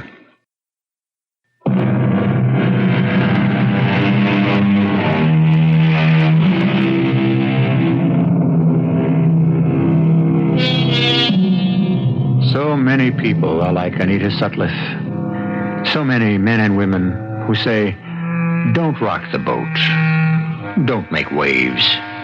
Don't open a can of worms. And yet, so typical.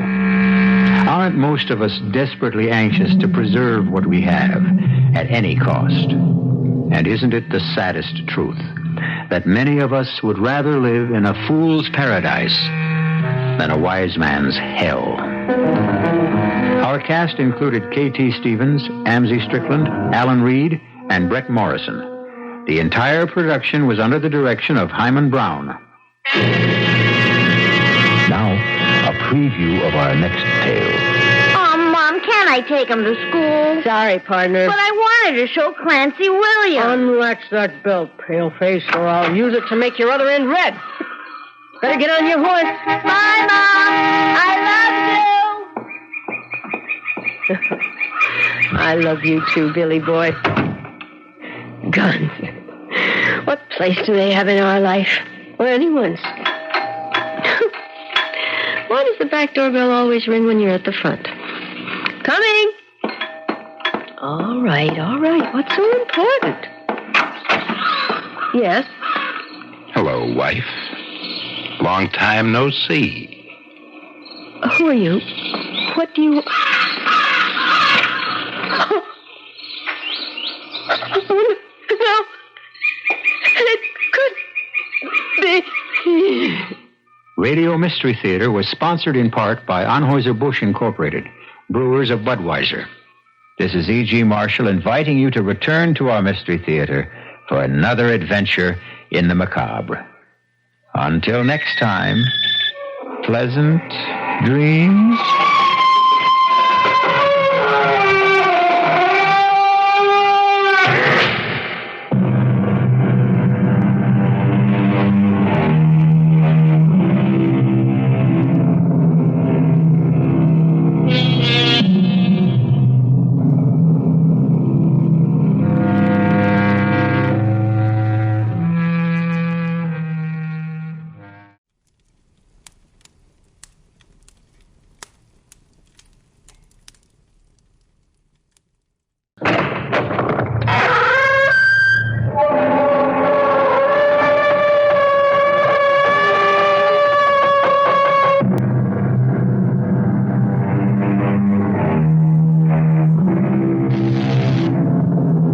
Come in. Welcome. I'm E.G. Marshall. trust. To trust someone. What does that mean? I suppose that in simple terms it means you feel sure that a certain person will not let you down, that you can put complete confidence in him or her. Assuredly, trust ranks among the strongest expressions of the human psyche. Yet it is also the most delicate and vulnerable, as Claudia Hammond found out. Mary, they're going to kill me. He's going to kill me. Now, Claudia, you've just got to put such terrible thoughts out of your head. In heaven's name, Mary, how can I? You saw the letter from Todd's mistress. The woman Todd's making love to behind my back. You know what it said. And I don't believe one word of it. Not one single word. Because your husband loves you, Claudia. You have nothing to fear from him. Except one thing. What one thing? Death.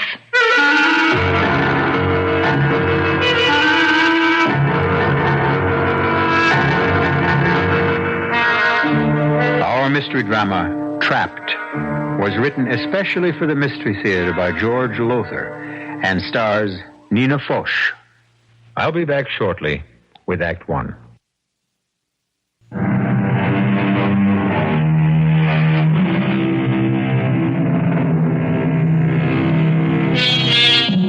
Well, now, this thing, trust, it's as strong as tempered steel, yet as delicate as, a piece of porcelain. Strong because it grows slowly, deeply, in the compost of unselfish deed. Example, you would not trust me on brief acquaintance, but if I did several unselfish things for you, you would say, I trust E.G. because my welfare means more to him than his own. Yet, should I do one selfish thing, for whatever reason, and your trust, your confidence in me would crack, perhaps even shatter. No, Claudia. When you want to sit up in bed, you let me adjust the pillows. That's what I'm here for. Dear heaven, Mary, can't I exert myself at all? Not if you want to recover from your heart condition. Bed rest. That's what Dr. Stein ordered, and that is what I am paid to see you get. Money can never repay you for all your care. Oh, now I'm rewarded in other ways, in watching you get better. Huh, better? You are getting better. Oh, it's slow, but you mustn't despair. Mailman. Todd, darling. In person. How's the most beautiful wife in the world doing today? She's very well, Mr. Hammond. Oh, looks it, too. Rosy cheeks, bright blue eyes, shining gold hair. Give your actor husband a kiss. Speaking of my actor husband, shouldn't you be at the theater? Oh, I'll make it. Jerry kept me on the phone talking over the new film contract, and I wanted to sort the mail before taking off. Here's your batch. Thank you, darling. One more kiss. And I'm off. Take good care of her, Mary. You know I will, Mr. Hammond. Well, now, let's see what your handsome mailman has brought today. Now, let me open some, Mary. All right, you can open these while I... Well, what's this? What? It's a letter addressed to Mr. Hammond. He must have overlooked it when he sorted the mail. Shell-pink envelope. Perfumed. Woman's handwriting. This is not a mash note. Todd gets them by the gross. Open it, Mary. Let's see what it says. Oh, should we? Of course. Todd shows me all his fan mail. Oh. Well, you know, proposals of marriage and offers of love and, I don't know what all. What's the matter? A matter? The way you look when you open that letter. Mary, what is it? Now, let me see that letter. No, Claudia. I'll just give it to Mr. Hammond when Mary, please, let me have that letter. All right. What? Mary, did you read this? Well, I glanced at it enough to... Todd, dearest, of course I love you as deeply, passionately as you love me. And you're right. Claudia does stand between us. So, dearest heart, I've changed my mind. I will go along with your plan to put her out of the way. Signed, Margot. Margot, whoever she is, could use the services of a psychiatrist. You think this is just one of those crank letters? Oh, what else could it be? Claudia, you don't think it's anything but that? If it is, he'd have good reason. What are you talking about? I'm not a wife anymore. I'm a burden. Now, I will listen to no more of that. That husband of yours doesn't just love you. He adores you. Or acts as if he does. All right. Have it your way. Now, it's time for you to take your tonic and have a nap. I don't want any tonic. You've got to have it. It's the one thing that really builds up your strength. Strength? For what? To go on living? Of course. Oh, Claudia, honey, what makes if you... If Todd doesn't love me anymore, I'd just as soon be dead.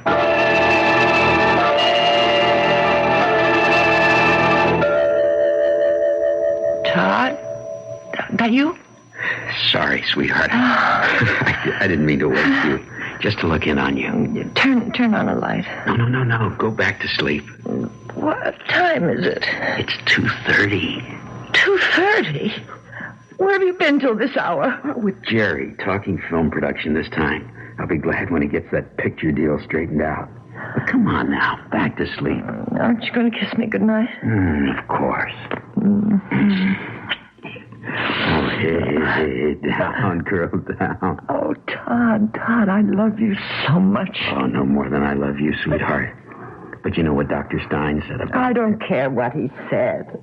Oh, Todd, I want you. I want to be a wife to you. The wife I used to be. You are a wife to me. The dearest, most adorable wife any man could have. I'm an invalid. A millstone round your neck.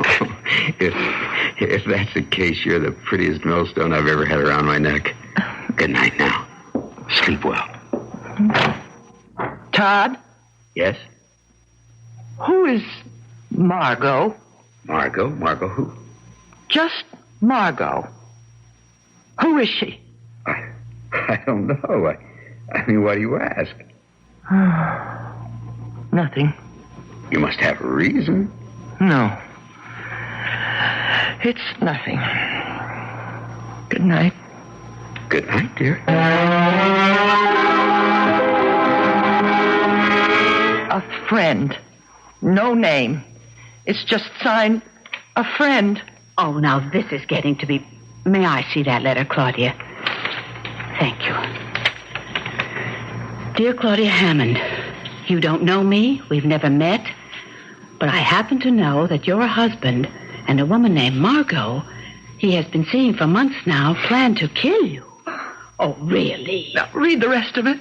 Guard yourself. Be careful what you eat. Above all, don't take any of the tonic your doctor prescribed unless you trust the person who gives it to you.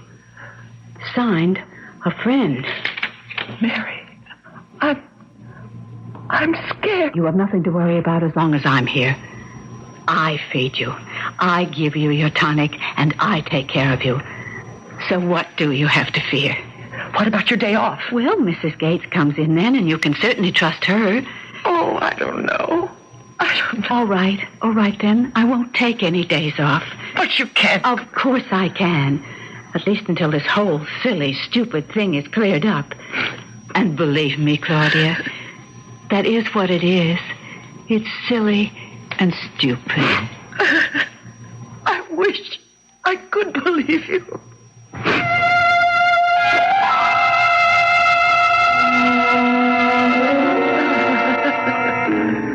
Now, Claudia, please. I want Mary back. Get Mary back, Todd. Dearest, I told you it's impossible. I don't believe it. I don't. Now, stop that. Stop it.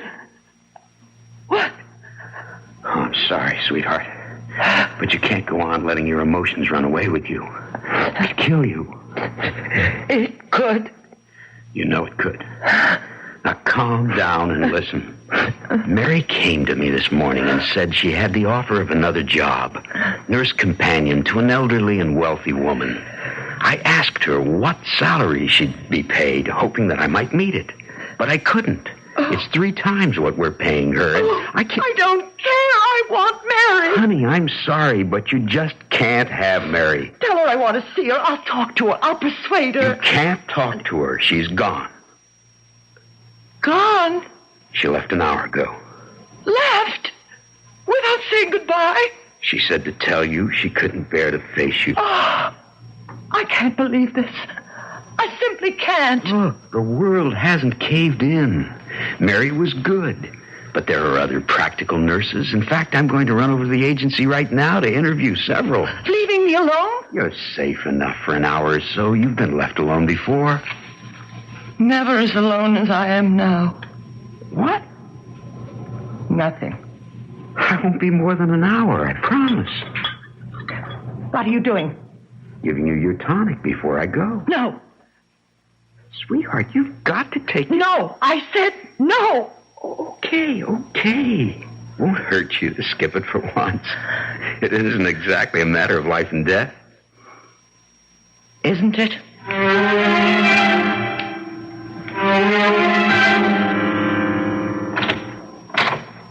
Who's there?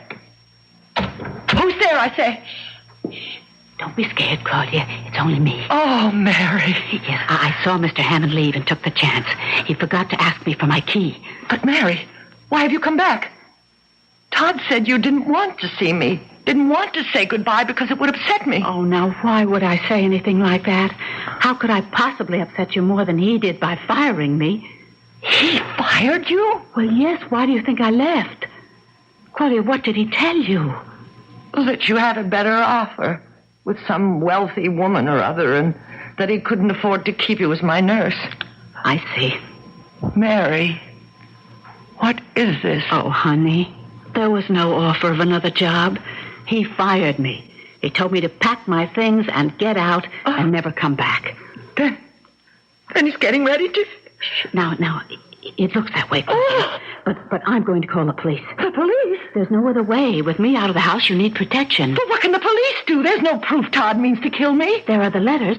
You still have them, don't you? Yes. But do you think they're enough, those letters, to convince the police? Won't they think what you thought at first? Crank letters? Very likely, but they're all we have. Now, you keep them until I need them. And I'd better leave. He could come back any minute. Oh, here. I wrote it out for you. It's my telephone number. And you call me. You just call me anytime you need me. Oh, Mary, I can't let you go. I know, honey. I don't want to go. But we have no choice. But don't you worry. You are going to come out of this. Believe me. Question is, will I come out of it alive?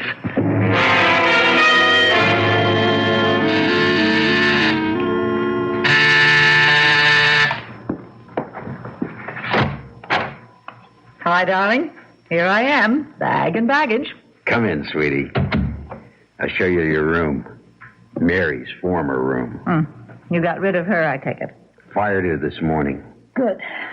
But I told Claudia she'd left for another job, one that paid better. So careful you don't give the show away. You don't have to worry about me, darling. No, but just be careful what you do or say. The last thing we want is Claudia getting suspicious. Leave it to me. Well, this will be your room. Nice. And now, I'll introduce you to Claudia. Did you decide on a name? How does Catherine Brent suit you? Not bad.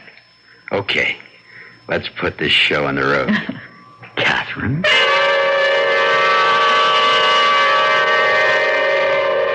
Trust, as I said, is both strong and delicate. I might also have said that it can be misplaced. As it virtually goes without saying, Claudia misplaced hers. It's a mistake to misplace one's trust. A serious, indeed a dangerous mistake. For Claudia, it may be the last mistake she'll ever make. I'll return shortly with Act 2.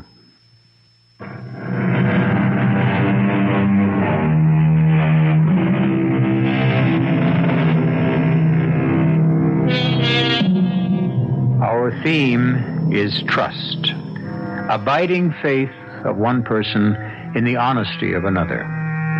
Yet who of us has not at one time or another been duped by a person in whom we reposed complete confidence?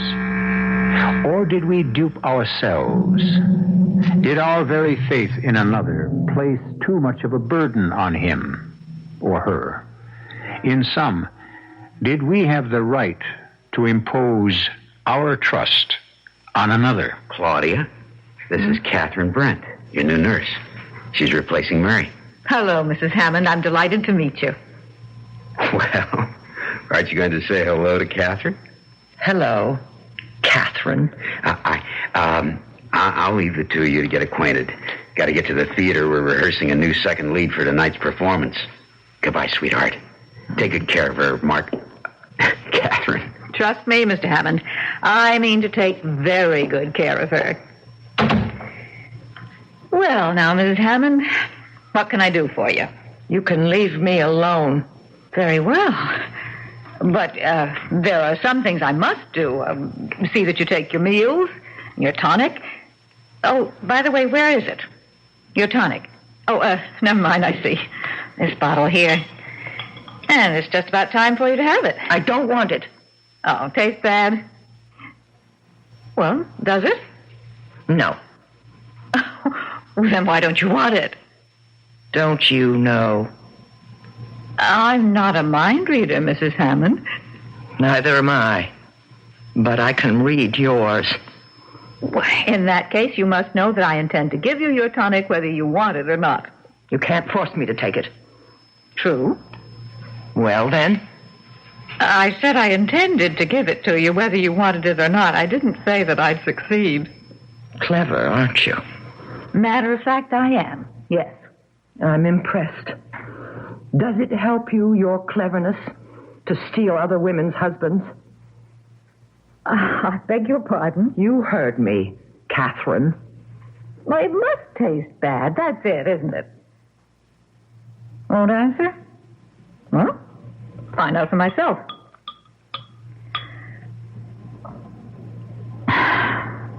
Well, it doesn't taste bad. Tastes rather like a nice red wine. You sure you won't change your mind? You drank some. Oh, I hope you don't mind.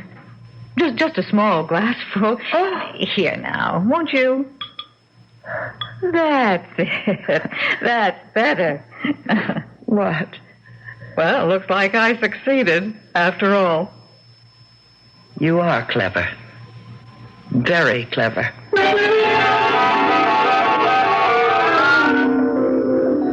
And thank you, Dr. Stein. Thank you very much. Good night.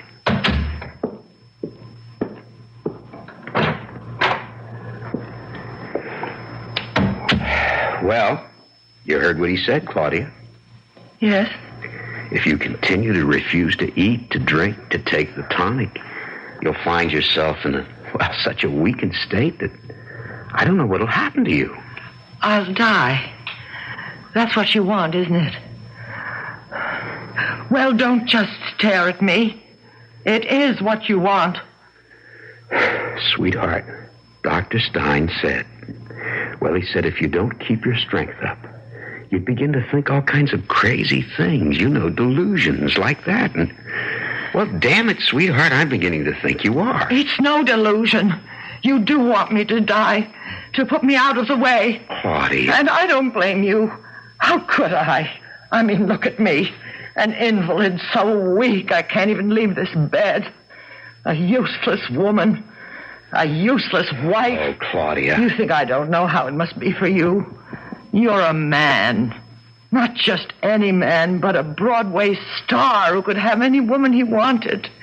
And all you've got is me. All I want is you. Don't lie to me. Oh, please, don't do that. I couldn't bear that. You remember our promise to each other. A promise? You don't remember. And it isn't so long ago.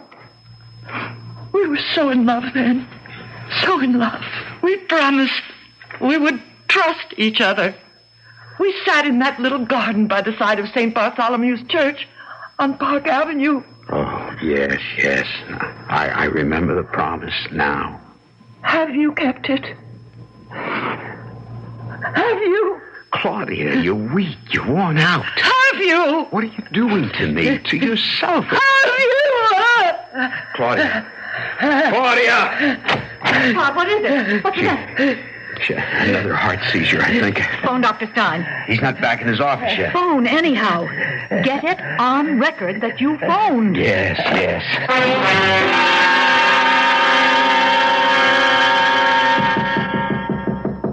Yes?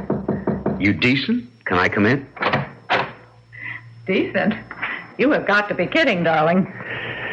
Stein just left. And? She'll be all right for a time. But he made it plain if she goes on refusing to eat, to take the tonic, it's curtains for her. So? What do you mean, so? Just what I say. So? I'm sorry, Todd.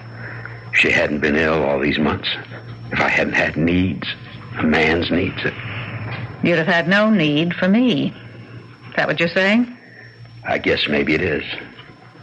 I thought I was something more than the fulfillment of your needs. I thought,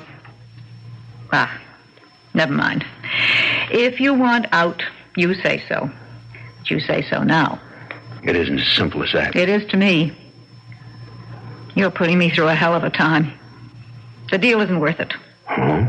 Todd, I'm still willing to go through with this.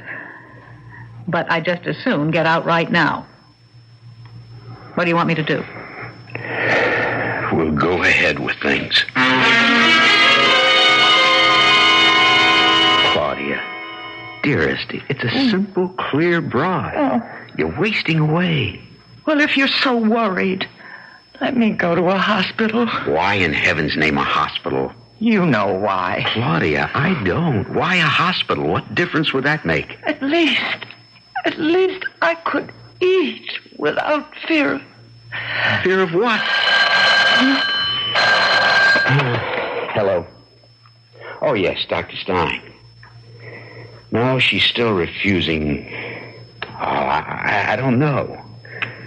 Doctor, she wants to go back to the hospital. Well, that's the way I see it, too, but... Yes. All right, Doctor. And thanks very much for calling. What did he say?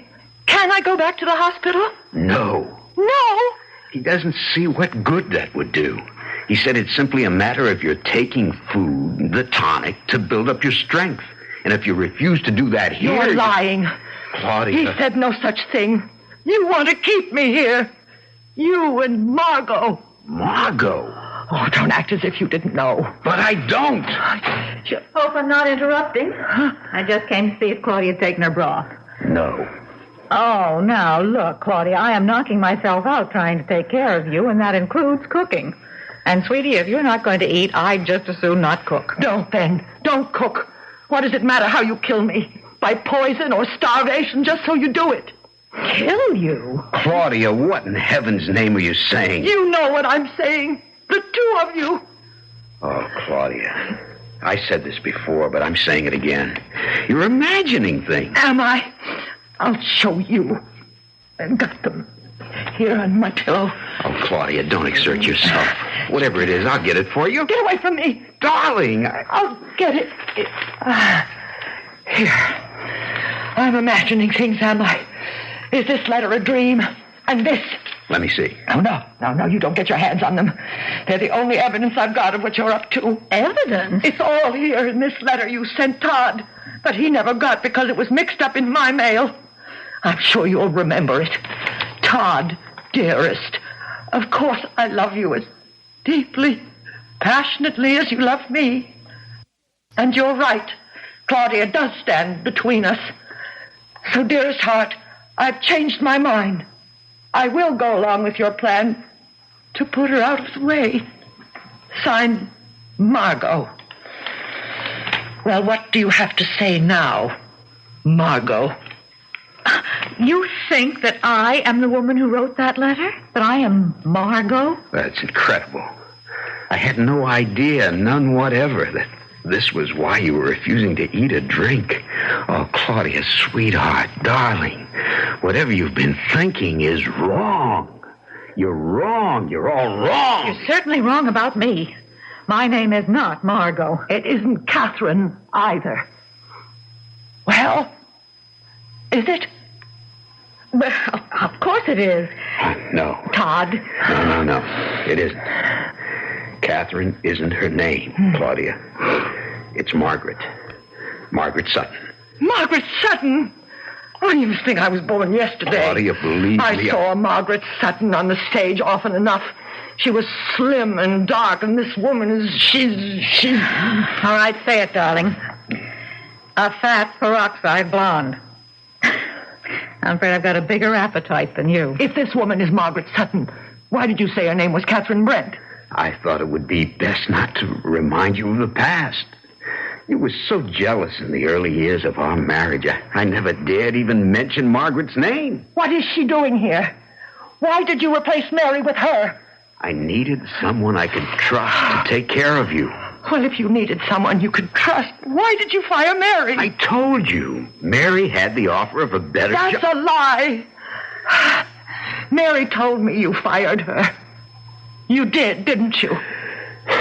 Well, since it's all coming out, I guess you'll have to know. You fired her? Yes. Why? Claudia, I don't want to hurt you. I know how fond you were of Mary. And always will be. She was the most devoted, dedicated person I've ever known. No, Claudia. It was all an act. The simple truth is that Mary was in love with me. In love? With you? Almost from the first day she entered this house, she started doing everything she could do to, well, get me to fall in love with her. If you expect me to believe... I don't expect you to believe it. But what I'm telling you now is the truth. Things went from bad to worse over the months. She got more and more difficult to handle, and finally, I couldn't take it anymore. I fired her.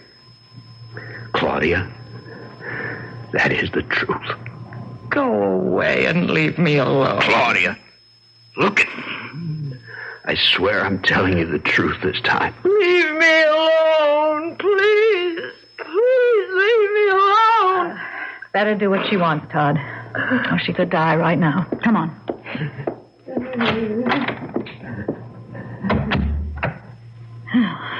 I've got to hand it to you, Todd. I always knew you were a good actor, but not that good. I told her the truth. But not all of the truth. By no means the whole truth.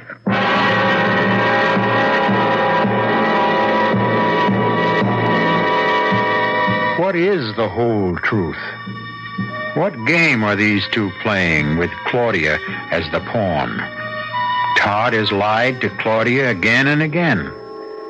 What lie or half-truth has he told her this time? I'll return shortly with Act 3.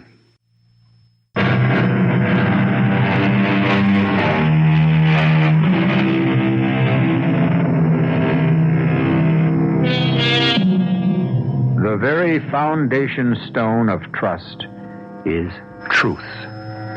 Accordingly, since Todd Hammond has lied to his wife Claudia repeatedly, she can scarcely be expected to trust him.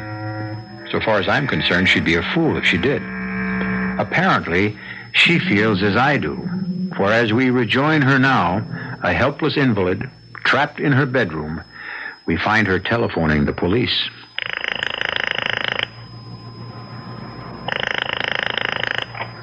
Detective Bureau, Detective Jackson. This is Claudia Hammond. Claudia? Hammond. Hammond. Yes, ma'am. What can I do for you? My husband and a woman he's in love with, are trying to kill me. I need your help. Please, I need help. Certainly, ma'am. We'll give you all the help we can. Who is your husband? Todd Hammond. Todd Hammond, the actor? Yeah, sure. You say he's trying to kill you? Him and this woman? Yes. And what's her name? She's trying to palm herself off as an actress named Margaret Sutton, but I know better. Her real name is Margot. Margot who? I don't know. I'm an invalid, helpless and bedridden, and he wants to get rid of me. How's he trying to do this? What's he doing? He's poisoning my food, everything I drink. You on any kind of pills like that? You think I'm high on pills? That I'm imagining things? No, ma'am, I didn't say that. Oh. Maybe just a little excited, a little hysterical? I'm not uptight. I'm not hysterical. I'm telling you the truth. They're trying to kill me. Hello? What's your address, ma'am? 1219 Park. Apartment house? Yes. Apartment number? Penthouse B. Okay, we'll check this out. In fact, I'll check it out personally. What do you mean you'll check it out? Oh, there's nothing to check out. They're trying to kill me, Todd and Margot. Only she doesn't call herself Margaret. She calls herself Margaret Sutton. And I can prove it. I tell you, I can prove it. I've got the letters to prove it. Letters? A letter from her to him, saying she was willing to help him kill me, and another letter from a friend warning me against them. What friend? What's your friend's name? You don't believe me. I didn't say I don't believe you. I shouldn't have called. I should have known I'd only be wasting my time. I should have known you wouldn't believe me. Oh, what am I going to do? What am I going to do? Mary, of course. Why didn't I think of her before this? Hello? Mary, this is Claudia. Oh, Claudia, I've been so worried about you, but I didn't dare phone you. Yes. Listen to me. It's happening. What the two of them planned, Todd and Margot. She replaced you, and he pretended she was a nurse from the agency. He lied. Even gave her a different name. Called her Catherine Brent, and then... But you won't believe this. You really won't believe it. She tried to palm her off as an old flame of his, Margaret Sutton, who was slim and dark, and this woman, this Margot, she's fat and... Claudia. Yes? Now, you must control yourself, dear. Yes. Because of your heart. You're putting a terrible strain on your heart. Yes. I'll quiet down. That's my girl. Mary! Now, hush. Just listen to me. They're not going to harm you, because I'm not going to let them. The police? Yes, I went to the police, as I said I would, but I could see that they didn't take me seriously. No, me neither. I was just talking to them, and... What is it? Is there something wrong? If you can't send the books over today, then send them when you can. Goodbye. Bookstore? Yes. You ordered some books. I'll be happy to go and get them for you if they can't send them over today. Do you dare let me out of your sight? Just to go around the corner? 10 minutes at most. Which is why I don't understand how they can't deliver today. Who were you talking to, Claudia?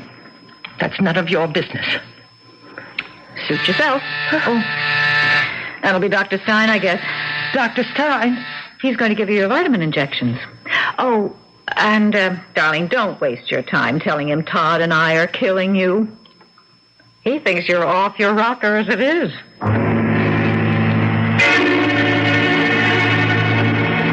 You were supposed to monitor all her calls, but you let her phone the police. I'm sorry, Todd, but even you will have to agree I have only 2 hands, 2 eyes, and 2 ears. I can't be everywhere and do everything at once.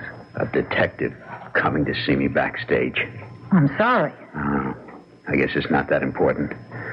What's important is not to let her get in touch with Mary. Or Mary with her. What happened with the detective? He didn't believe her, of course. Just checking up was all. But she did manage to get past you, and that worries me. Mary could start an awful lot of trouble. And that's the last thing in the world I need right now. Take the phone out of her bedroom. No. We don't have to go that far. There's an easier way. Just take this extension off the hook. You're kidding. No, it was a gimmick used in a play I was in years ago. That way she can't call out and nobody can phone in. But watch her. Watch her like a hawk. One slip up in it. It could mean the end. Believe me, the end.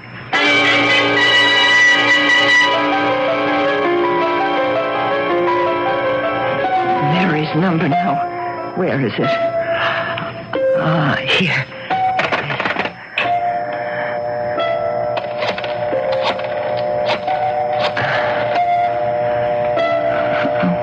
Funny.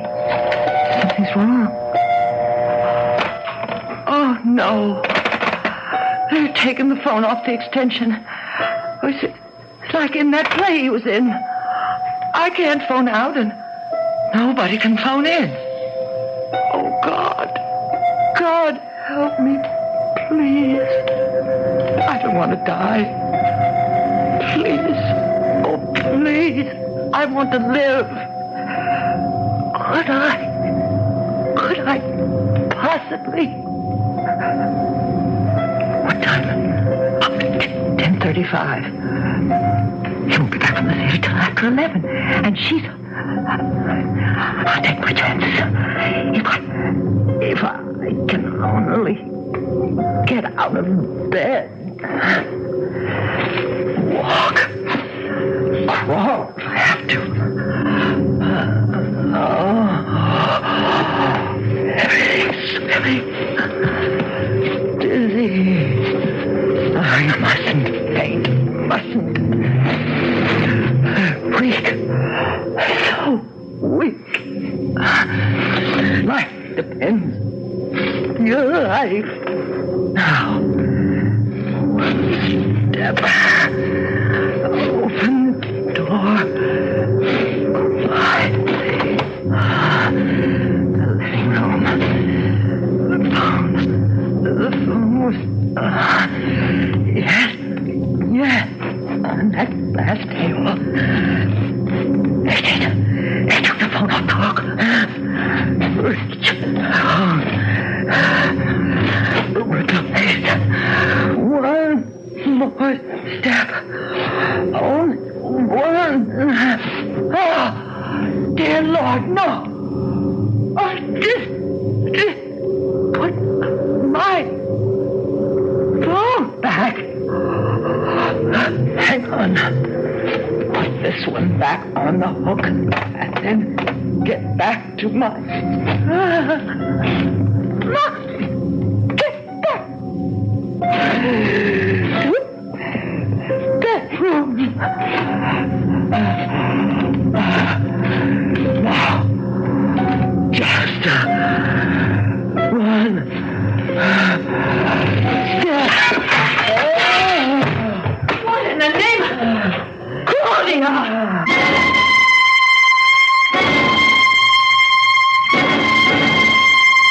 Todd, you can't help her.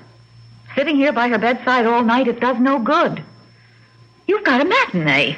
I'll sit with her. You're dead on your feet, too. Dead. What a word to use now. She isn't dead, and she may not die.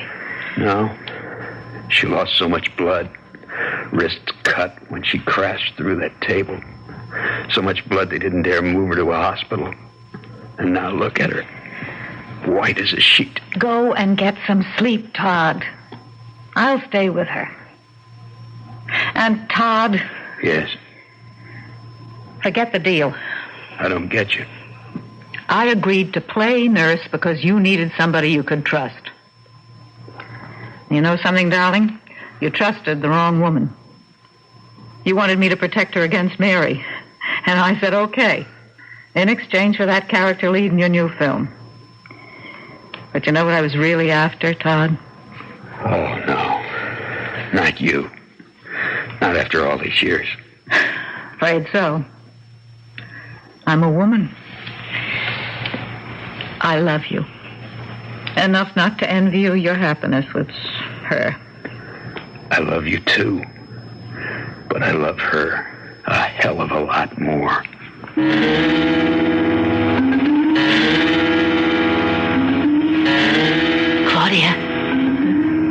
Claudia?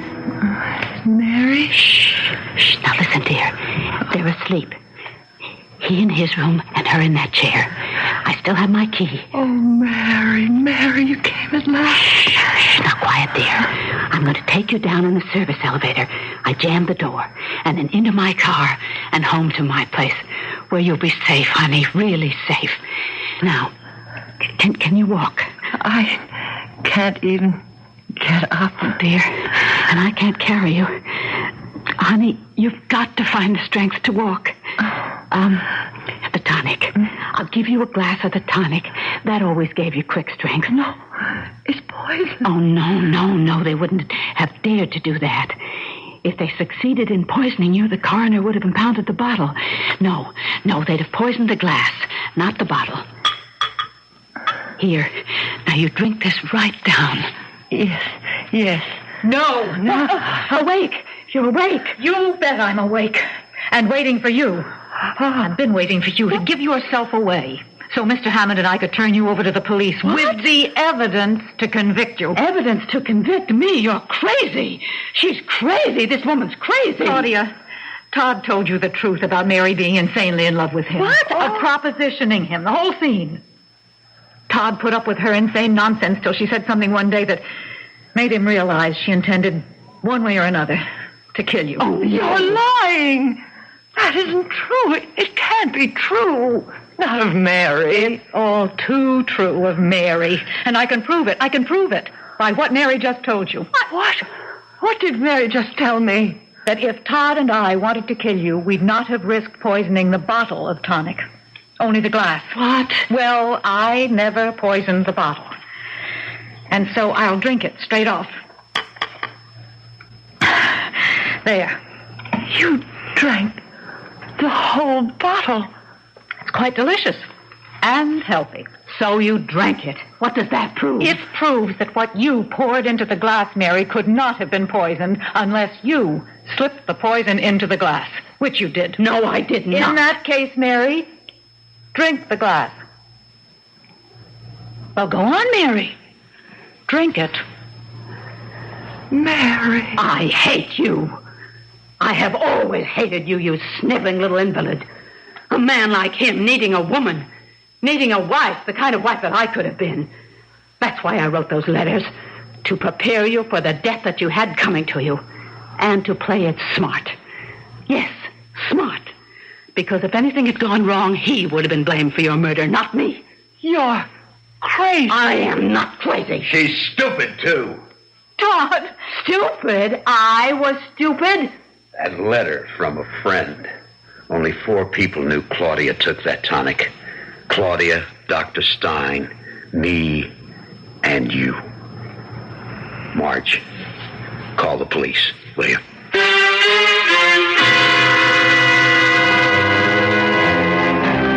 Trust. Truth.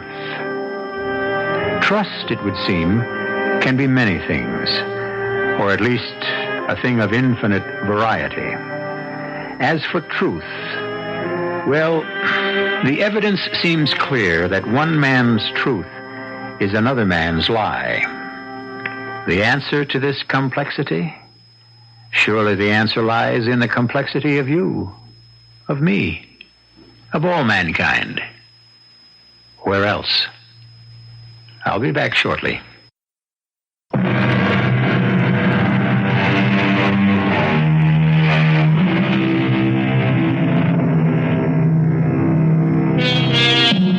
I'm sure you'll want to know that Claudia is now fully recovered from her illness and that she and Todd are very happy together. As for Margaret Sutton, would you believe that the role she played in Todd's film revived her acting career? Well, it did. Our cast included Nina Foch, Charles Aidman, Lesley Woods, Joan Tompkins, and Joe DeSantis. The entire production was under the direction of Hyman Brown. Now, a preview of our next tale. Voila!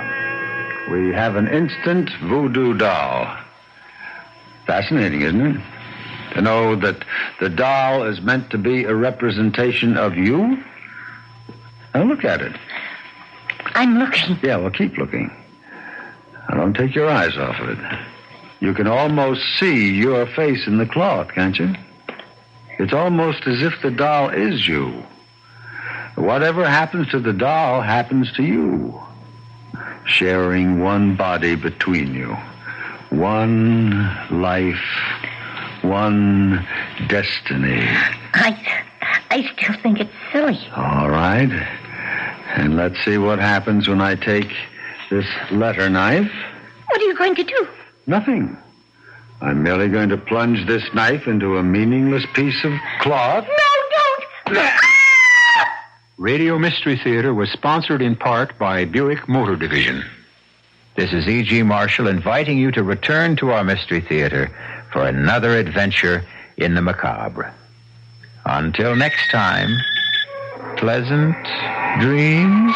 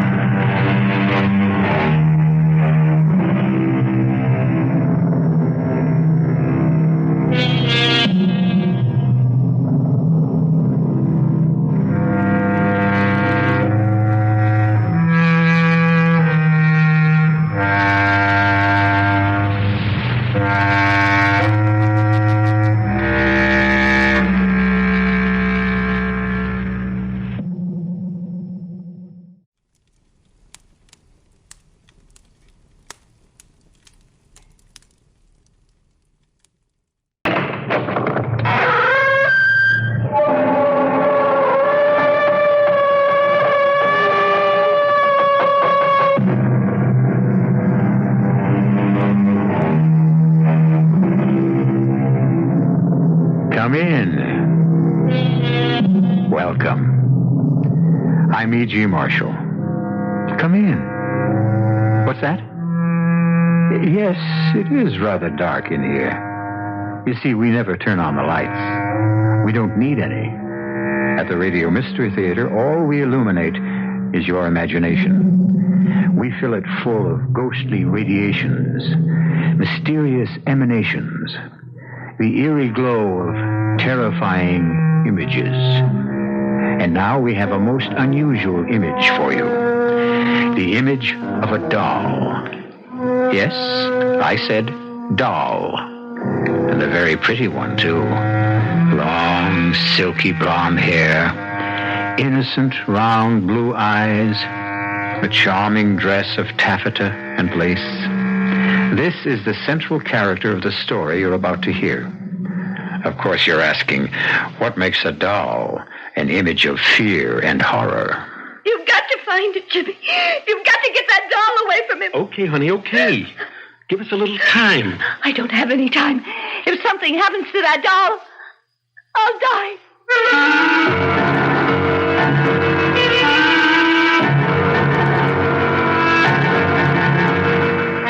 Our mystery drama, The Doll, was written especially for the Mystery Theater by Henry Slesar and stars Joanne Linville and Ross Martin.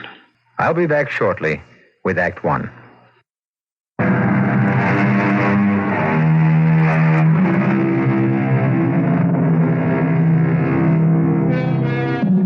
Our story begins in the classroom of a small coeducational university. Not a very unusual setting. But today, these young men and women are hearing an unusual lecture. The guest speaker is Professor Eric Douglas, and the subject of his address is written in chalk on the blackboard. Let's step a little closer and see what it says. Homeopathic magic, ancient and modern. Let's be quiet and listen. For thousands of years, people believed they could injure or destroy their enemy by injuring or destroying an image of him. And so they made likenesses in cloth, in wood, in clay.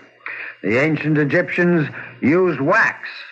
The wizards would take a drop of a man's blood, clippings from his hair, or parings of his nails, and knead them into a wax figure. You mean like a voodoo doll, Professor? Voodoo belongs to the modern era, but the idea is exactly the same. Once the doll was made in this fashion, the victim was at the mercy of the sorcerer. So, you see, the doll is really man's oldest toy and perhaps his deadliest. You mean that stuff really works? Well, that is the strangest part of all. Sometimes it works very well. You got to be kidding, Professor. Young lady, I wonder if you'd like to help me with a little experiment. Me, Professor? Yes. Will you come up front, please? Now, just for the fun of it, shall we make a doll? Huh? All right, now let's see, what shall we use? Now this little towel will do fine. I'll just tie a knot to make the head. Yeah. And now let's dress it up a little. Can you help me? How? Well, with some part of you. A hair from your head, perhaps. Now, how about something you own? That ring, maybe. May I borrow that?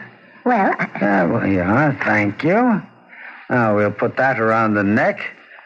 And voila. We have an instant voodoo doll. Fascinating, isn't it? To know that the doll is meant to be a representation of you? Now, look at it. I'm looking. Yeah, well, keep looking. Now, don't take your eyes off of it. You can almost see your face in the cloth, can't you? It's almost as if the doll is you. Whatever happens to the doll happens to you. You, the doll. You, the doll, sharing one body between you. One life, one destiny. I still think it's silly. All right. And let's see what happens when I take this letter knife. What are you going to do? Nothing. I'm merely going to plunge this knife into a meaningless piece of cloth. No, don't!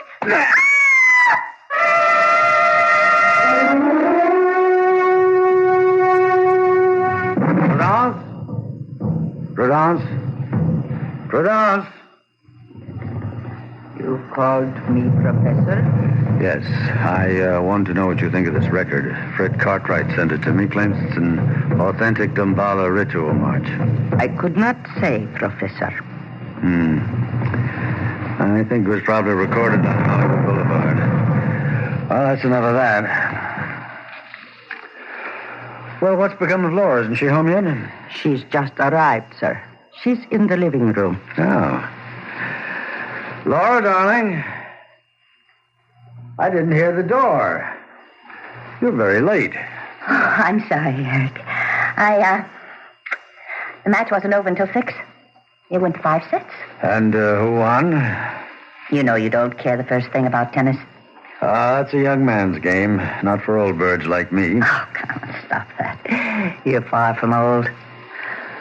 Oh, Prudence, I hope I didn't spoil your dinner. It's all right, Miss Fletcher.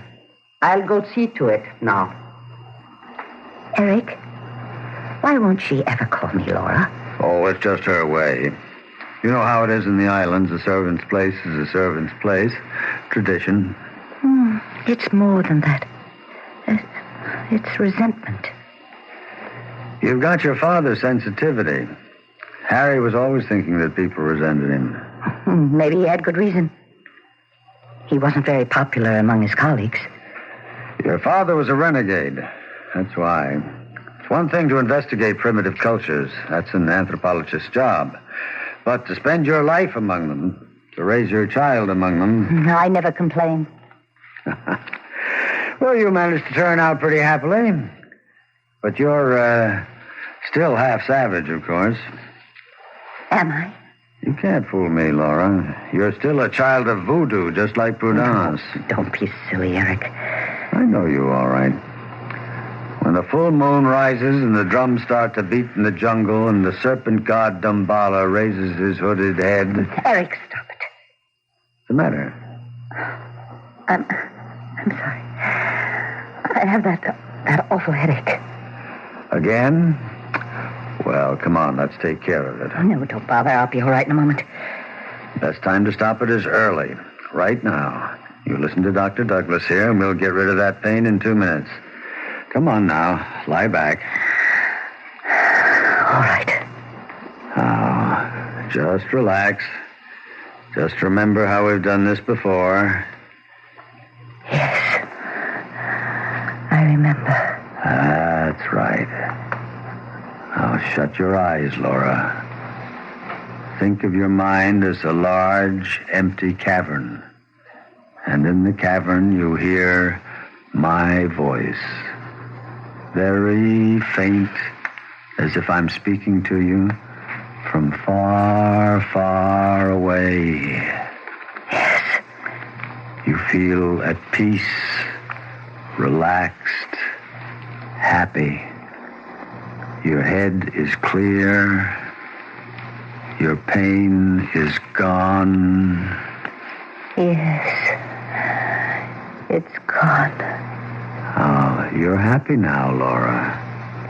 You're happy to be here with me. With me, my darling. Aren't you? Yes. I'm happy. You love me, Laura, don't you? Not in the way you loved your father.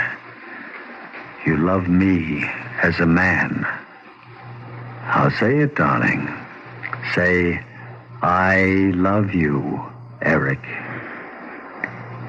I love you. Say my name, Laura.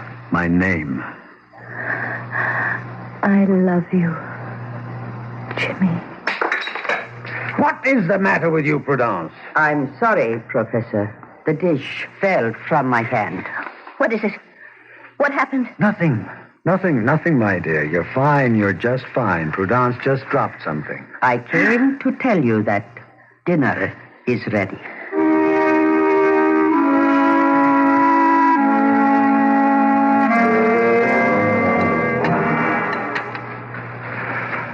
Well, so you had a good tennis game, did you? Was it mixed doubles? It was, as a matter of fact. Oh, who was your partner? Not someone named Jimmy by any chance? Why, yes. How did you know?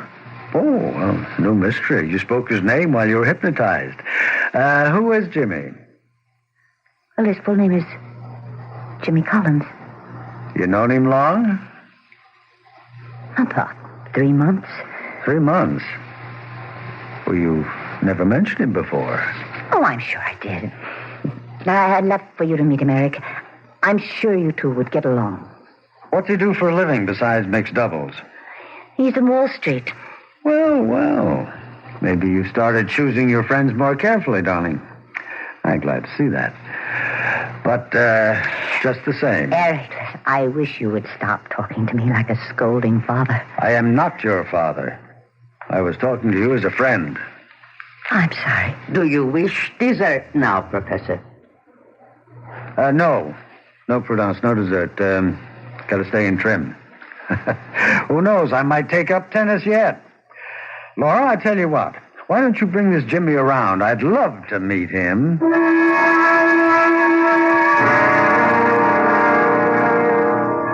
No, I'm afraid I don't know much about Haiti, Professor Burnside. I've never been to the island. Oh, but of course Laura has told you of her life there. Oh, yes, she's told me all about it. In fact, you spent some time there yourself, didn't you? Yes, a few years. That's where I met Laura and her father, as a matter of fact. You can see that Eric brought back half the islands with him. Well, I have my souvenirs, like this thing, for instance. What is that? Looks a little tacky to me. Well, they call it an Ouanga packet. It's a charm the voodoo men use for every purpose. Some good and some bad. We should throw out that awful thing, Eric. Well, it was a gift made for me by an old Mamaloy in Port-au-Prince. It's a protective charm, guaranteed to ward off the devil. And, of course, Laura can tell you more about it. Laura's much more of an expert on voodoo than I am. You mean just because she was raised on the island? Well, it's an interesting primitive study. Otherwise, sheer nonsense, of course. Oh, well, you shouldn't have said that. You've offended Laura dreadfully. Laura's a believer, you know. She played with voodoo dolls the way other children play with Chatty Cathy and Betsy Witsy. Eric, please stop it. Ask her, Jimmy. Go ahead, ask her if that isn't so. Oh, I'd feel very foolish asking that question. Oh, Jimmy, of course it isn't so. Well, that's good to hear, frankly. I mean, it'd be a heck of a thing on our honeymoon, waking up and finding an Ouanga bag in my slipper. Did you say honeymoon? Yes. Didn't Laura tell you? Laura and I are engaged. We're going to be married next week.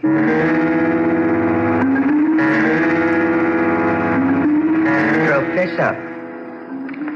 What do you want? It's late, Professor.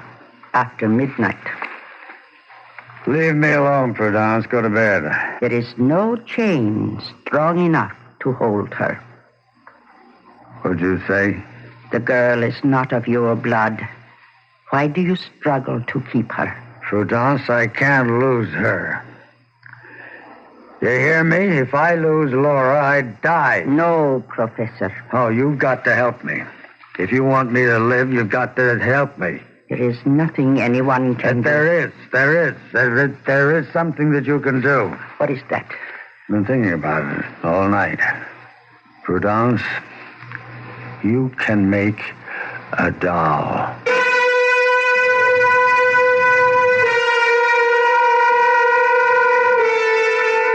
Well, what have we here? A four-sided triangle? Professor Eric Burnside, young Laura Fletcher, Jimmy Collins, a servant named Prudence. Or is this going to turn out to be a five-sided triangle with the fifth member of the equation, a doll? We'll find out what Prudence can do to help the professor in his emotional dilemma when I return shortly with Act 2.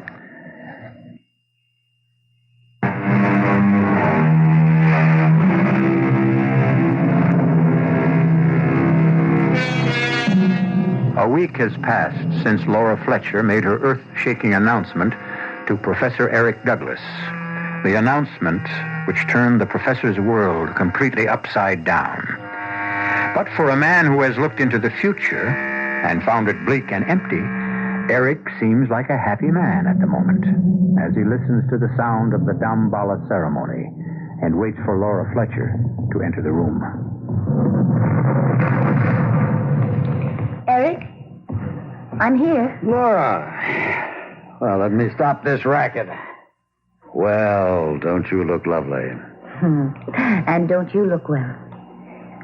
Eric, I can't tell you how good it is to see you smiling. Well, I've got something to smile at, all right? Myself. I don't know what came over me that night, Laura. I just was not myself. I couldn't let you run off and get married without my blessing. And a suitable present, of course. A present? Eric, you shouldn't have. You've always admired this ivory charm, and I want you to have it. You and Jimmy. Oh, Eric. It's beautiful. It must be priceless. Well, it's not as priceless as our friendship. I wouldn't want anything to happen to that. Oh, thank you so much. Jimmy will be as thrilled with it as I am. I think we should talk before you go away, darling. I think we should talk about your father. What about him? I have to ask you this, Laura. Whether or not you've ever told your fiancé the full story. I've told him quite a lot. Including the way it ended for him? Don't talk about it now, Eric. Please. No, I still blame myself. I knew that Harry wasn't right in the head. I could see the signs. And I shouldn't have let it go as far as I did. Please, Eric. You know that I cannot bear to remember that time. I know. You were only 14, but you witnessed it all. His mad delusions. Don't. Oh, my head. Laura, what is it? It's that... The pain again? Yes. Oh, poor darling. Here, come on, lean back. It happens every time I remember my father. Shh. Now, don't talk. Just lean back, relax, close your eyes. Yes. Thank you, Eric. Thank you. Now breathe deeply, darling. Deeply. Now, you remember how we do this together. How we make the pain disappear. How you clear your mind of everything but the sound of my voice. Yes. You can't hear anything but me now, Laura. Just my voice echoing in your mind. You're asleep now. You're so deeply asleep that you won't waken until I tell you. You won't know anything but what you hear me say. Do you understand? Yes. I understand. That's it, my darling. Deep. Deep. Deep. Prudence? Prudence! Yes, Professor. I'm here.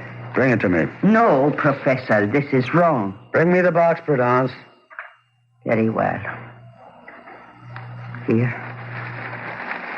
Yes. Yes, Prudence, a beautiful doll. That's a beautiful likeness.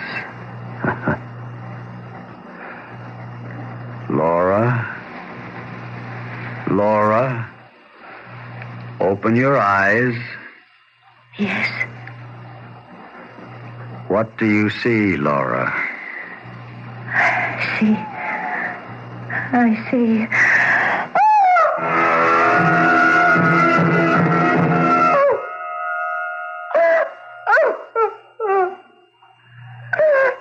There, darling. There. It's all right. Don't cry anymore.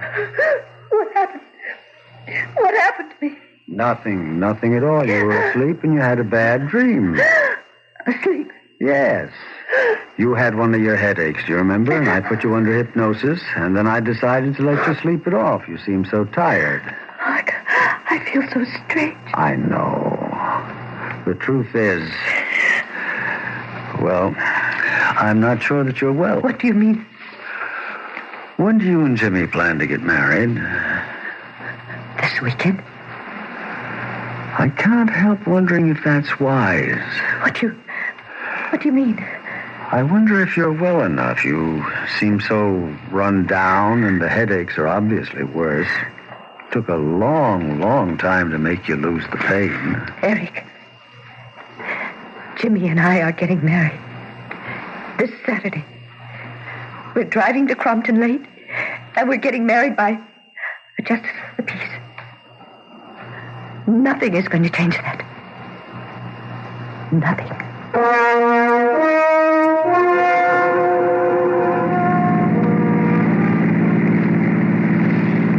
You sure you feel okay, Laura?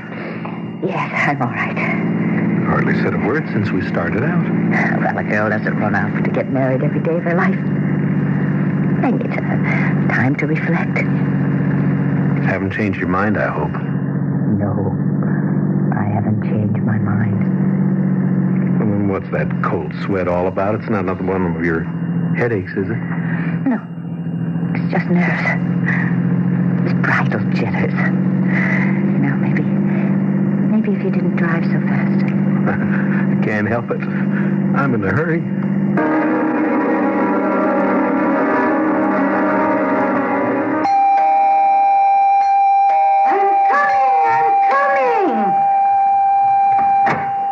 Don't have to rip the bell off the door, young man. I'm sorry about that. My name is Collins. I called this morning about the wedding. Oh, the judge is inside. He's near deaf as a post, so better make the I-do's good and loud. I intend to.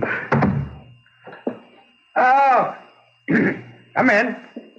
Come on, come in, folks. Mom will act as witness. Fine. Young lady, you stand here, next to young man. Honey, are you all right?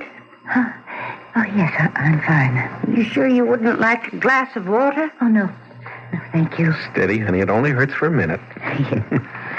Dearly beloved, we're gathered together here in the sight of God, in the face of His company, joined together this man and this woman, holy matrimony. What's wrong? Which is an honorable estate instituted by God. A little shortness of breath. Signifying unto us, this Laura. union, as the church Christ and His church, which holy estate Christ adorned. Oh, and Jimmy, sanctified His what's the presence. matter? What's the matter? What? I've got this awful pain. This terrible pain.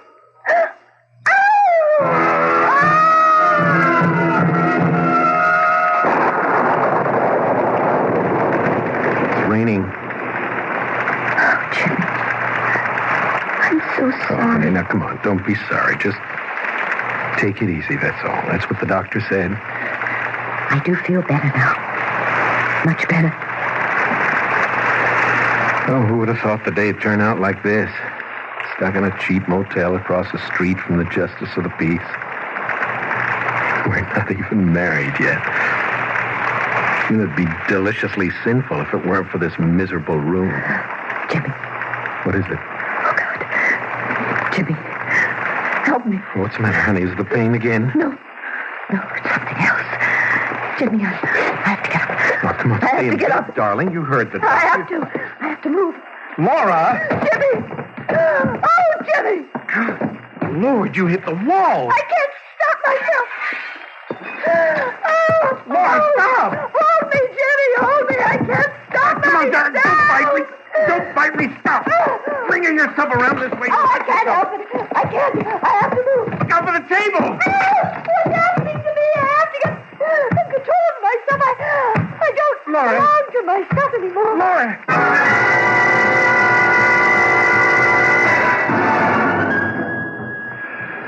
I can't tell you how sorry I am, Jimmy, but I also can't say that I'm surprised. Well, what do you mean? Well, my field is anthropology, but I'm not a complete stranger to the psychological sciences. In my opinion, Laura's problem is the result of a conflict, the difference between two worlds, the world of everyday reality and the dark world of superstition. No matter how much she laughs about it now, Laura grew up believing in devils and zombies and voodoo dolls. Come on, I just can't believe that. Well, that's why I feel so strongly that Laura, well, she just isn't ready for marriage. Well, here, let me show you something. What is that? It's a doll. Now, as you can see, it's a very good likeness of Laura. Prudence is an artist of sorts. Your servant made this? Yes. It's her hobby. It's a sort of sculpture. But what do you suppose Laura did when she saw this doll? She screamed. She was horrified. She thought it was a voodoo effigy. And whatever happened to the doll would happen to her. No, Professor, I'm sorry. I just can't buy that explanation. Yes, I was afraid that you wouldn't. Laura's too sensible. This is all such childish Would you care to test the theory? Test it? How? Yeah. Well, would you be willing to conduct a little experiment? I might. Depends on what it is. All right, I'll tell you. At exactly 9 o'clock this evening, I will take our little doll here and bring it to that fireplace. And I'll hold the doll over the flames, high enough so that it won't be scorched, but low enough so that it can feel the heat. Oh, dolls don't feel. No. Dolls don't. But Laura is another matter.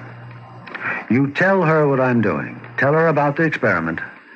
And then see how she reacts.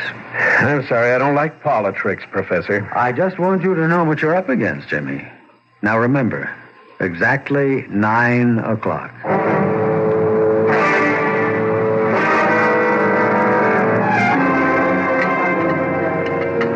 I don't understand you sometimes, Jimmy. I mean, I know you saw Eric. You told me you were going to. All right, I saw him. And? He just told me a lot of nonsense, that's all. About me? And my father? About you and voodoo dolls. What did he say exactly? Laura, why did he have that doll made? What doll? You know. The one that looks like you. What are you talking about? You said you saw it, didn't you? No. I never saw any such thing, Jimmy. He must have been joking. He must have been putting you on. I saw the thing, darling. You what? I saw the doll. It was about this big and obviously hand-carved and... Well, it did look like you, Laura. Same long blonde hair, blue eyes, very much like you. That woman knows how to carve. Woman? You mean Prudence? The servant? Yes, that's what he said. And she made the doll, and that you actually think...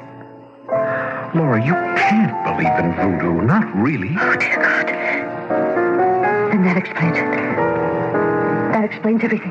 What? The pain in my chest, it was like the thrust of a needle. Oh, now, come on. And the way I lost control as if I did... Like I was being flung about like a doll. It was exactly like a helpless doll. Now, cut that out. You know that isn't so.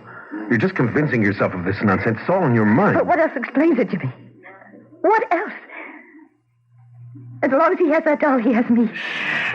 Honey, please, that's crazy. You've got to find it, Jimmy. You've got to get that doll away from me. Okay, honey. Just give us a little time. I don't have any time. If something happens to that doll, I'll die. No, Laura, you can't really believe that. I want you to prove that isn't true, and you can tonight. What do you mean? That nutty friend of yours said he was going to try a little experiment tonight, just to prove the point to me. Well, I want you to disprove it. What sort of experiment? He said that exactly 9 o'clock he was going to take the doll and bring it to the fireplace.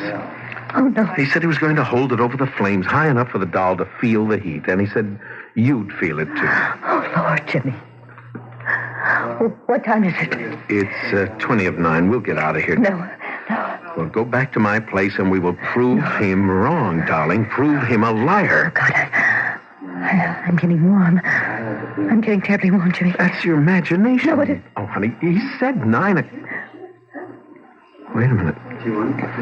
My watch isn't going. Jimmy, look. That clock on the wall, it is not. Oh, for Pete's sake. Oh, Jimmy, it's happening. It's really happening. Laura, now, don't. Come on, you've got to fight this. It's only suggestion. It's hypnosis. He's killing me. He's burning me alive. Honey, no, darling, no. Stop it, Jimmy. I'm on fire. I'm on fire.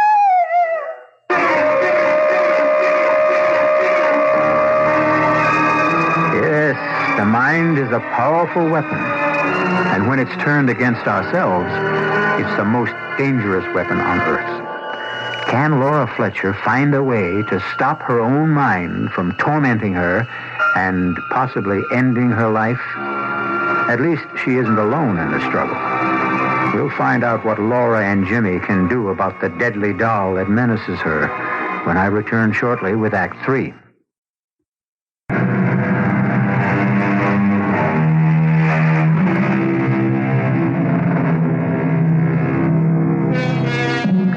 Professor Douglas's experiment has succeeded only too well. And it's also succeeded in convincing Jimmy Collins that something has to be done to save the sanity and even the life of the woman he loves. And that the best place to be in would be the home of Eric Douglas, his servant Prudence, and the doll itself. Oh. Hello, Miss Fletcher. Hello, Prudence. Is Professor Douglas home? No, miss. He's gone. Gone where? On a lecture tour.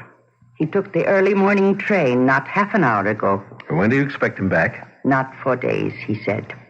Prudence, I have to talk to you. Please let us in. Yes, miss. Prudence, when my fiancé was here the other day, the professor showed him a doll. A doll, miss? He said you made it. I made no doll, miss. I saw it, Prudence. It was in a black cardboard box about this big. And he took it out of this break front here. I know nothing of a doll, sir. All right. Suppose we look for ourselves. Please, sir. Jimmy, is it there? Oh, it's empty. Please. I cannot allow this. All right, where's the doll, Prudence? I don't know. Please, you have to help me, Prudence. You don't know what he's doing with that doll. He's making voodoo magic with it. Do you understand? I am a Christian, Miss Fletcher. You know what I'm talking about. He's putting a spell on me, Prudence. He's using that doll you made to make me do his bidding. He wants to stop me from marrying. He thinks only of your happiness, miss. You are like his daughter. He is torturing me. Would a father torture his own child? You've got to help us find him, Prudence. You must know where he's staying. I'm sorry. I know nothing. All right. Then the least you can do is give him a message. You tell him for me, for both of us, that his game isn't going to work. that Laura and I are leaving too, and we're not coming back. He'll never see her again. Did you get that? No matter what he does, he'll never see her again. Did you get that? No matter what he does, he will never see Laura again.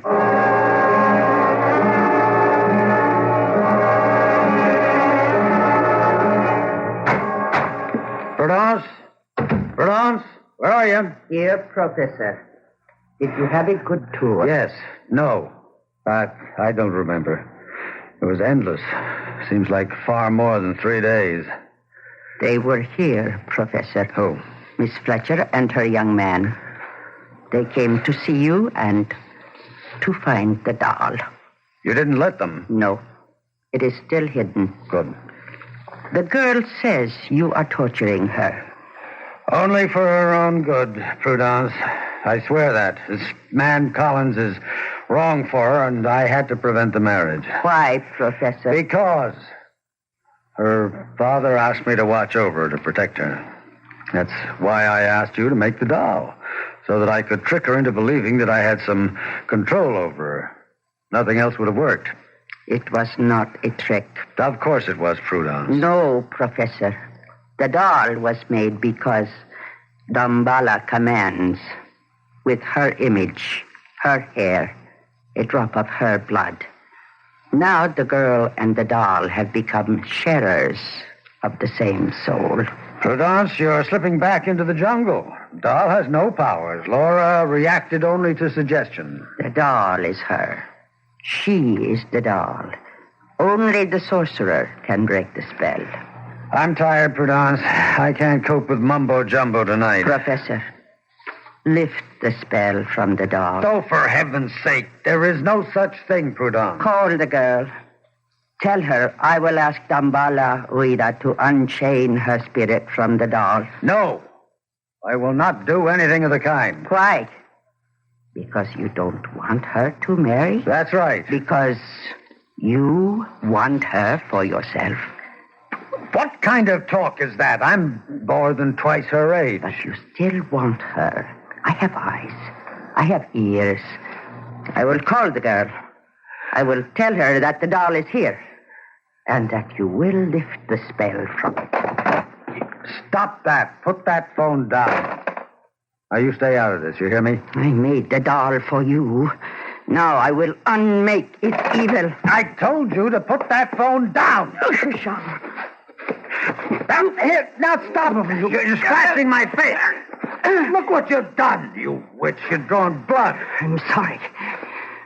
I didn't mean... You have meddled enough in my life. Now get out of here. I don't want to see your ugly face again. I want you out of here by tomorrow morning. Do you hear me? Yes, Professor. I heard you.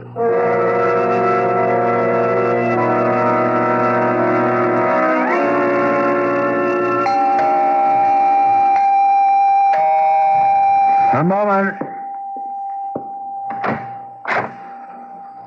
Laura. Hello, Eric. You know Jimmy Collins, of course. What are you doing here? Sorry to be such early arrivals, Professor. We wanted to make sure you didn't go off to another lecture this morning. I have nothing to say to you, Mr. Collins. Don't plan to stay long, Professor. Only until you give us that doll. The doll? That's right. But for heaven's sake, you're really serious, aren't you? You really believe that doll has some mysterious powers. It doesn't matter, Eric. I'd just feel better if you'd let me have it. I know it's here. How do you know that? Who told you? Prudence called me. Prudence? Yes, very late last night. She told us that the doll is in the hall closet. In a black box. She lied to you. Woman's gone crazy. I had to fire her. Want me to look in the closet, Professor? How dare you? I could have you arrested for what you're doing. Eric, please. We've been friends. Friends for such a long time. Friends. That is a beautiful word, isn't it? Friends. Almost as good a word as father.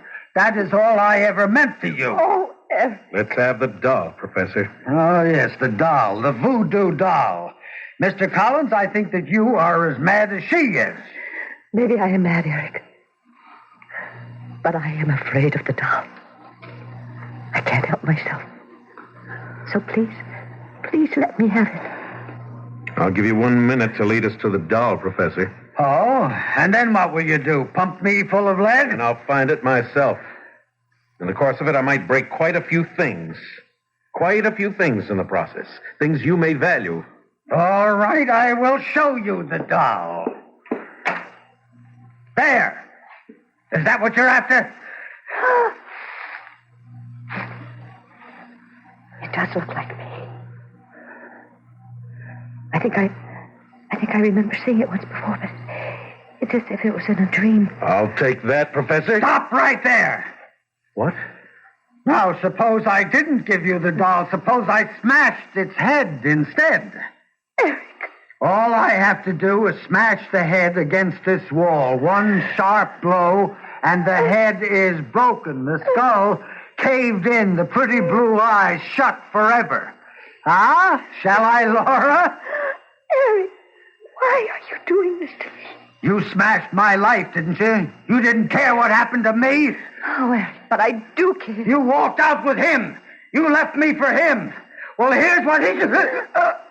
Then... you, Laura. Eric, what's the matter? Jimmy, what's the matter with him? My chest. Jimmy. It's a heart attack. I think he's dead. Oh, my God. Are you sure? Look at his face. Oh, no.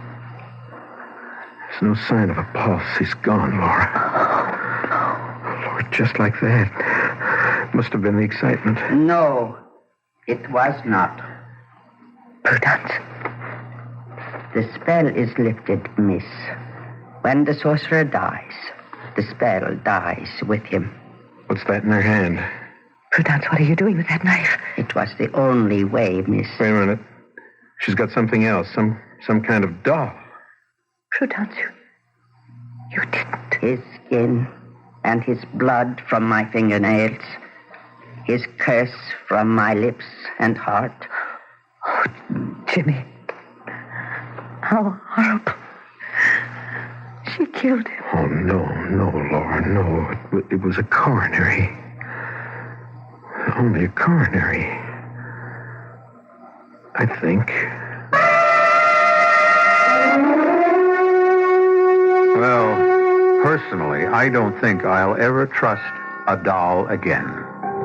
Not Raggedy Ann, or Betsy Wetsy, or even that paper doll they used to sing about. Of course, there's no question in my mind that Professor Douglas died of natural causes as opposed to supernatural. There's a great deal to be said for the power of suggestion, which, of course, is why you're about to hear the following suggestion.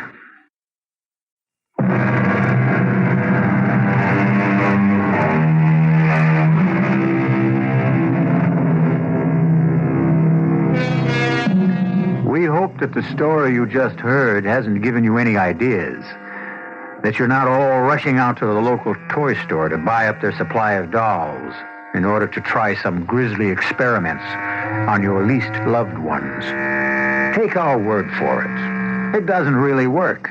But on the other hand, why do I have this sticking pain in my left shoulder? Our cast included Joanne Linville, Ross Martin, Virginia Gregg, and Karl Swenson. The entire production was under the direction of Hyman Brown. Now, a preview of our next tale. Well, I don't know if it was the gin or a strange kind of sickness, but they found him one morning hanging upsides down from his veranda rail, crazy as a loon, carrying on about someone watering his copra. He died in a convulsion. Oh, was it thought to be the island? Oh, no proof. But the next man figures shot his head, blew his head right off. And the first of the line of the Benton Far East Company, old Adams, he just plain up and disappeared as though that damn tropical forest reached out like a octopus and swatted him, hook, line, and sinker. No, sir. No, sir, Mr. Witcher, trader or not, promotion with your company or whatever. You wouldn't get Captain Ben Randall here to set one foot on the beach at Palisar.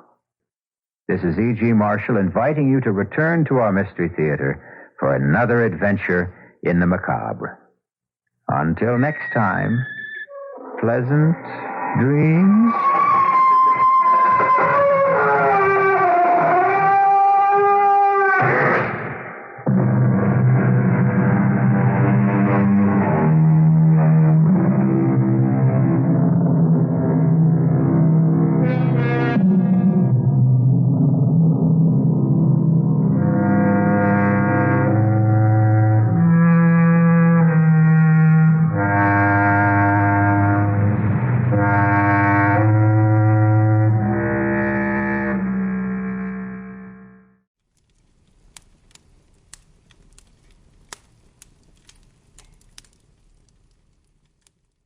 The CBS Radio Mystery Theater presents...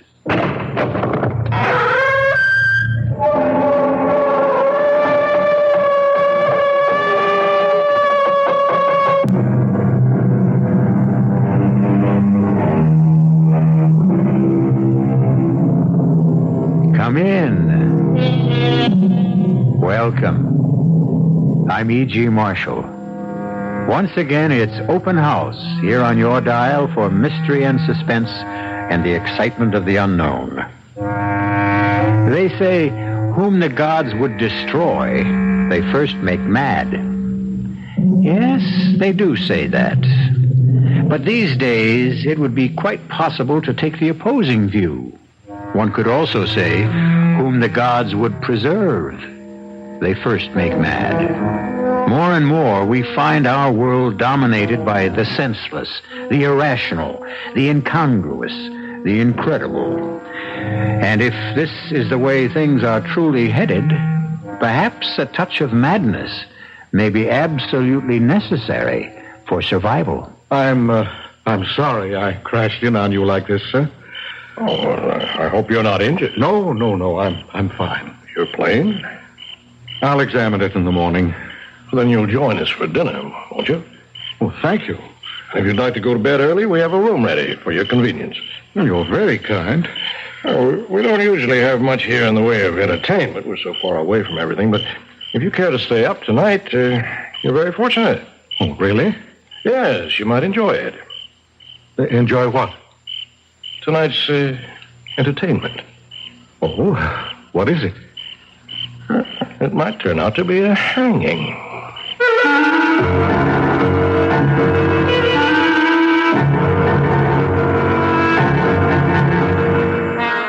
Our mystery drama, A Scaffold for Two, was written especially for the Mystery Theater by Sam Dann and stars John Beal and Bret Morrison.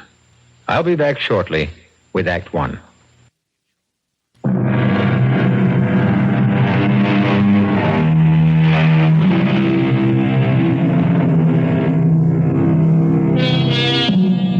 It is written, where men are innocent, laws are unnecessary.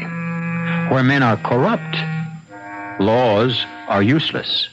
It stands to reason, therefore, that laws are intended for that great mass of us who are in the middle, neither completely innocent nor entirely free of corruption.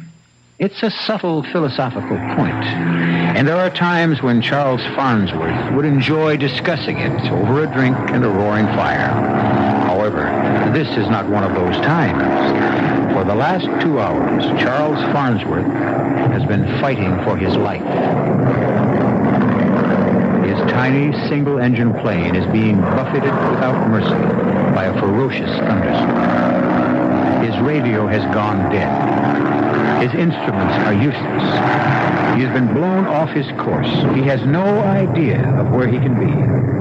And the needle of his gas gauge is hovering at empty.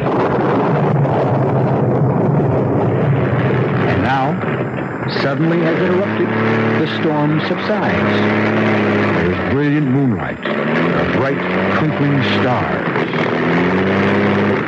And just below him, he can make out a long, gently rolling meadow. He has no choice. He directs the faltering plane downward.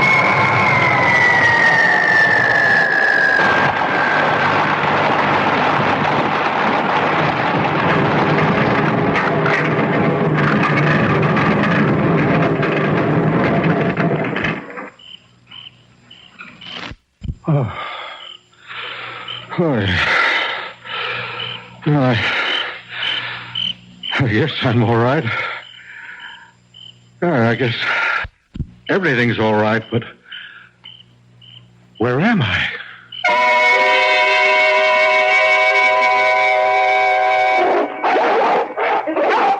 Easy, boy. It's okay now. It's all right. Who's that out there? Oh, sir, I need help. Now, Alexander. Now, Cedar, be quiet. Quiet! Now, sir. Move this way. Very slowly. That's fine. I assure you, sir, there's no need of that rifle. That's far enough. Now, sir, what are you doing on this island? Was this an island? I didn't even know How'd you get here? I was driven off course by the storm. What storm? Well, it ended a few miles north of here, or south of here, or even east or west. I couldn't tell you. I was forced down in a meadow, but... Are you all right, sir? Oh, yeah, I'm fine. And your plane? It seems to be okay. I need gasoline. Are you alone? Well, yes, sir, all alone. I see. I wonder if I may impose upon your hospitality. It's yours, sir. Well, thank you. Step this way, won't you? My name is Bennett. Franklin Bennett. Welcome to Bennett's Island. My name is Charles Farnsworth. Oh, you're just in time for dinner, Mr. Farnsworth.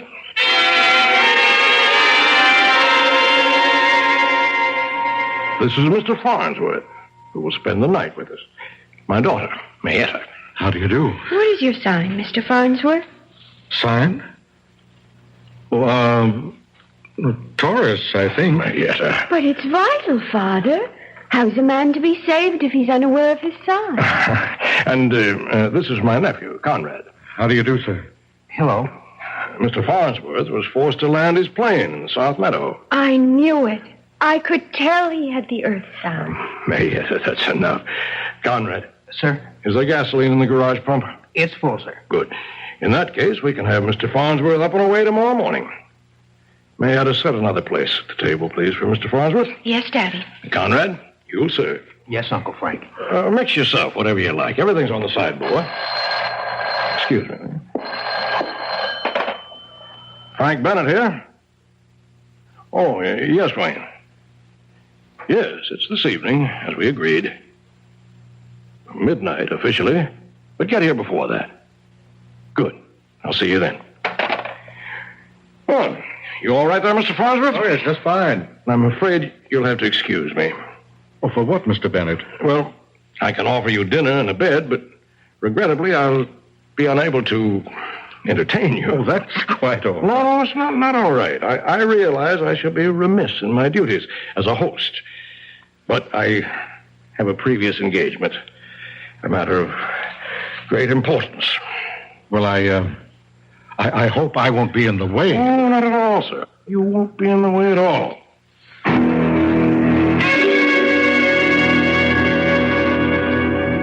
Well, if everyone's had enough, Conrad, may I clear the table. Charles Farnsworth. Where have I heard that name before? Well, I'm an attorney. Oh, yes, you're that Farnsworth. You're the lawyer that gets all those guilty people acquitted. Oh, that's impossible. Impossible? If a person is acquitted, it's proof that he's innocent. Oh, you know what I mean. No, I'm afraid I don't. Why, you usually get these people rabble-rousers, mostly. They go around, they commit murder. How do we know that? Because we know it. We just know it. It's a matter of pure common sense. Guilt or innocence is a matter of law. Most of these people you defend are against the law. Most of them are out to overthrow the government. Anyway, They're dirty. They're unkempt. Oh, I wouldn't say that. Well, I would. Mr. Bennett, I defend a great many people. Some of them happen to be associated with unpopular causes, and some of them, I admit, are personally quite unappealing, but what would you have? Everyone's entitled to counsel. I know. It's just that I hate to see people get away with murder. But they don't get away with it. If a judge and a jury acquits them, that means they didn't commit murder. That's what's wrong with the system. Well, you could also say that's what's right with the system. Well, I'm doing something wrong right now. I'm having an argument, a serious argument with a man who's a guest under my roof. I apologize. Oh, so please, I don't feel in the least. I'm a deep believer in the law, Mr. Farnsworth. And to me, the most sacred of all laws is hospitality. When a man is your guest, in no way should he be made to feel uncomfortable or under a strain. Forgive me for what I said to you before. No, I felt in no way insulted. That's very kind of you. Conrad, Mayetta, come in here, please. Mr. Farnsworth, I'll have to excuse myself for the night. I hope you understand. Yes, of course. Conrad, my guests are beginning to arrive. Show them into the library, will you? Yes, sir. And Mayetta, conduct Mr. Farnsworth to the guest suite. Now, Mr. Farnsworth, you must excuse me. I hope to see you at breakfast in the morning. Good night, sir. Good night. You want some more coffee? Oh, no, thank you. When I asked you your sign, I didn't mean the signs they have in the zodiac, you know? I think so. There are the 4 basic signs, and they're earth, air, fire, water. Oh? Is this some new kind of science? Oh, no. It's an old kind of religion. I see. It's mine. I'm the head priestess. Are you? Yes. I'm maybe the only one. You see, I don't know anyone else who's a member.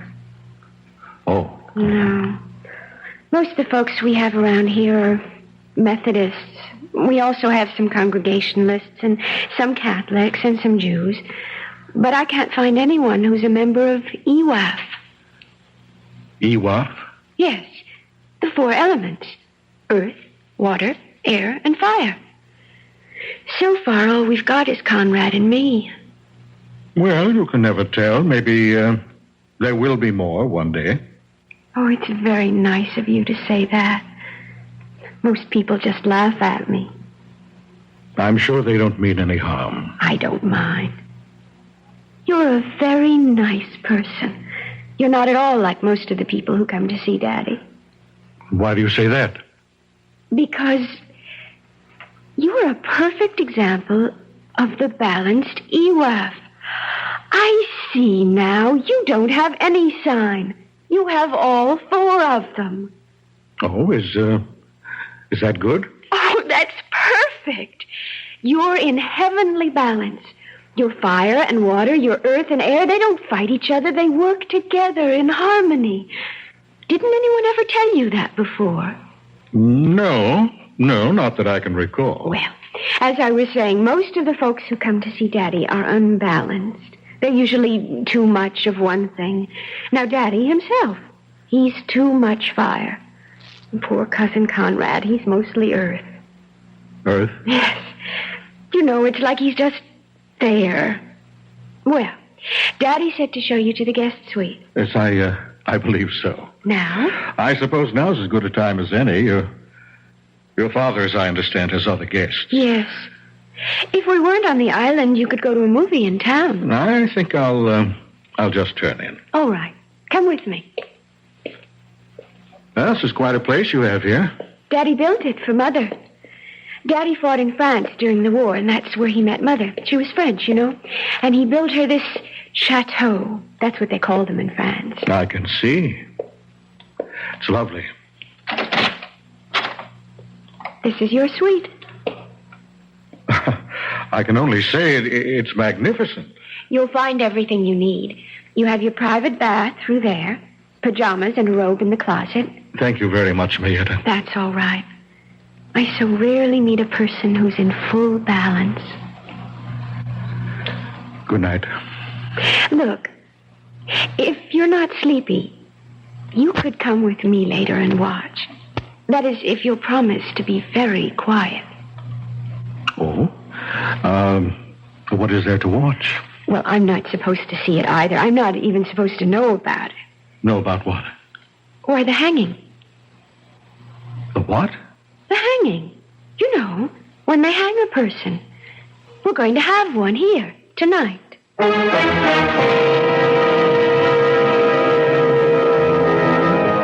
Just like that. How would you like to blunder into this kind of lodging for the night? Charles Farnsworth looks at Mayetta. She's young, but not a child. It's true she babbles a bit and has several, offbeat ideas, but she seems sane enough. What's this about a hanging? Well, you'll just have to wait until I return shortly with Act 2.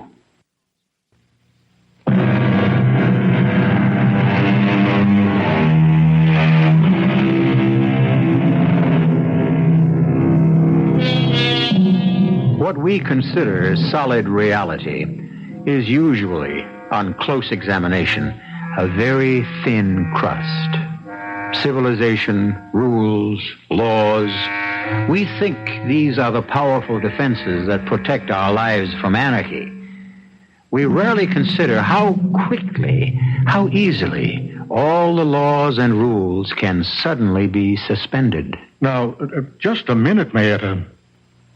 Do you mean to tell me somebody's going to be hanged here? Oh, yes. Yes, indeed. But who? How? Why? Well, who, that I don't know yet. But how? Well, they use a rope, you know, and a scaffold. But why? Well, they're holding a trial. Daddy summoned all those people here for a trial. What kind of a trial? I'm not sure I know. But the idea of a trial is to hang someone. No. The idea of a trial is to find out. But they've already got the scaffold built. How do you know? Because I've seen it. You've seen it? Yes. But how can they hold a trial? This isn't a court of law. That's Daddy's business. I would never question him about anything like that. Mayetta, do you realize what you're telling me? What did I tell you? About the hanging. I wasn't supposed to say anything about that. But And since I wasn't supposed to say it, I didn't say it. Mayetta, please, now listen. And since I didn't say it, then you don't know anything about it. But I do. And since you don't know anything about it, then it's not going to happen. But you did tell me. That's what EWAF is truly about. What you don't know about does not exist. But you specifically said someone is going to be hanged here tonight. I said it before I realized I shouldn't have said it. So no, I will unsay it, and it won't happen. Mayetta, this is... I don't know what to think. That's why I like you, Mr. Farnsworth. You don't know what to think. Other people, unbalanced people, they know what to think. And they think I'm crazy, but I'm not. All squared away, I see. Is everything satisfactory? Yes. I've been having a most intriguing conversation with your daughter. Oh? She takes after her mother. Her mother was French, and they like to talk in riddles, you know. Oh, do they? Oh, yes. Mr. Bennett, I feel I must discuss this matter with you. Oh? What matter? Mr. Bennett, do you intend to hang somebody tonight? I realize as I said it just how that must sound, but Why do you ask? Well, why is unimportant. May I have your answer? Oh, whatever could have given you such an idea? Well, your daughter mentioned it. Oh. Also, Mayetta said we're going to hang someone tonight. Yes, sir. Well, she thinks so. May I ask why? I love my daughter, Mr. Farnsworth, but I'm not blind to what is obvious to everyone else. And what is obvious? Oh, you've seen it yourself. She's not like everyone else. You're not like everyone else, are you, Mayetta, honey? No, Daddy. And you see things and hear things and believe things that, that other folks don't. Now, isn't that true, darling? Yes, Daddy. Yes. Now, you just run along to bed now. Yes, Daddy. Good night, Mr. Farnsworth. Good night. She has a problem, Mr. Farnsworth. She was born that way. I'm sorry. And I realize I'm in a very embarrassing position. Well, let's say no more about it. Well, you're probably wondering now what this gathering is about. Well, we're having a reunion tonight. My old army outfit. Each year, we become fewer and fewer. Well, I hope you have a good time. Oh, we will. Sir, you spoke of the law of hospitality. All the obligations are not centered on the host. The guest is also obliged to make things easy. Well, thank you. I'll see you in the morning. Sleep well. Good night. Good night.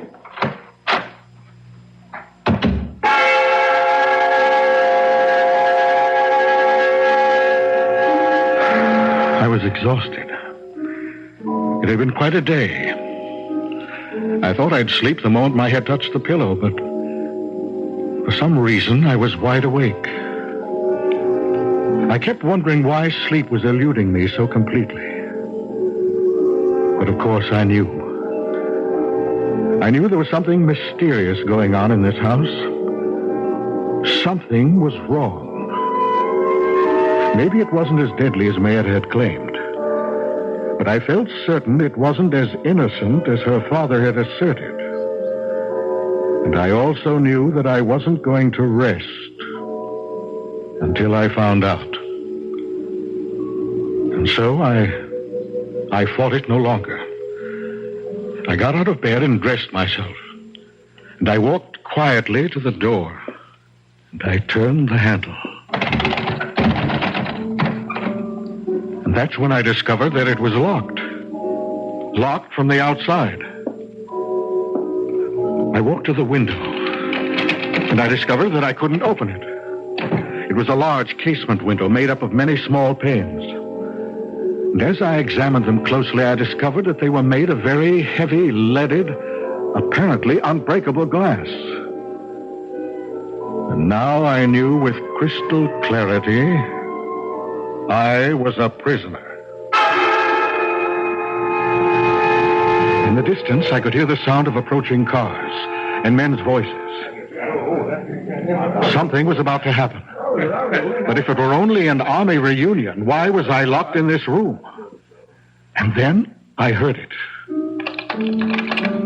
A key was being inserted in the lock. And I could hear it turn. And the door opened slowly. Was someone coming after me? Who? And for what reason? Mr. Farnsworth. Mayetta? You just have to help. What is it? Why have I been locked in here? They're going to have a hanging. But I thought you said... That's before I knew who it was going to be. Well, who is it going to be? Cousin Conrad. Conrad? But why? Because they're holding a trial for him. I have to keep asking why. Because they held one over at Maple City 6 months ago. Conrad was tried? What for? Murder. Murder? Whom did he kill? Cousin Bertram. And you see, the jury said he was innocent. Well, then what's this trial about? Daddy didn't like the verdict, so he's holding a trial to get a different one. We have to do something, but what? Well, I was thinking you could take Cousin Conrad away from here. How? In your airplane. Take off at night from that field? They'll hang him. Gas. I need gas. We've got plenty of gasoline in the garage. Where's Conrad? He's waiting for the trial to start. Then we'd better hurry.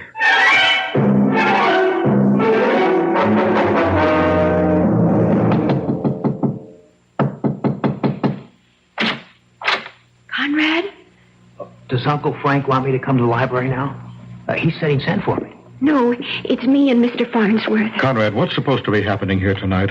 I'm to be tried for murder. But I understand you've already stood trial in a court of law. Yes, sir, but Uncle Frank doesn't think it was a fair trial. Well, you were acquitted. I know, sir, but Well, he doesn't think the people of the state got a fair trial. But There's something to what he says. What are you saying, Conrad? Well, sir, I had a very smart lawyer. But the lawyer for the state, he really wasn't much good. Well, are you innocent? Well, Well, are you or aren't you? Did you kill him or didn't you? I wanted to kill him. And that's the worst kind of imbalance, but... Well, that's really the worst kind of all. That's right, because that's when all of your signs are just completely out of control. No, but there's a difference between wanting to kill and killing. Is there? I wanted him dead. I wished him dead, and he died. All right. Why did you wish him dead? Well, sir, because Uncle Frank wanted him to marry Cousin Mayetta. Oh, and you were jealous? Oh, no, jealousy. No, that's not it. That's against our religion. Well, what were you? Sir, I knew he would be mean to her. Just tell me this. How did Cousin Bertram die? Poison. He was poisoned. And if I may maintain my sanity, I would assume that you were accused of the crime. Now, is that it? Yes.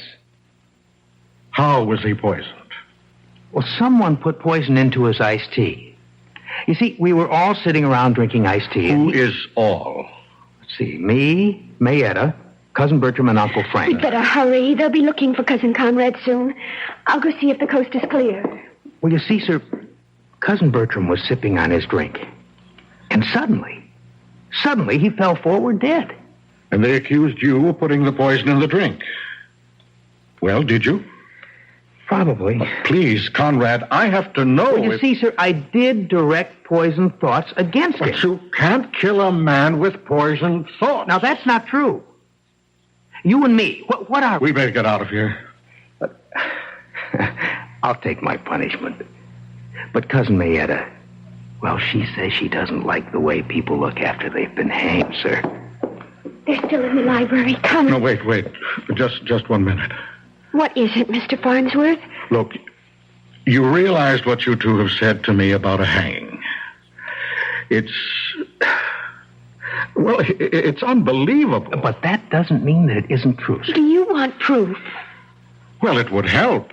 We're headed that way anyhow. It's just in back of the garage. What is? Proof.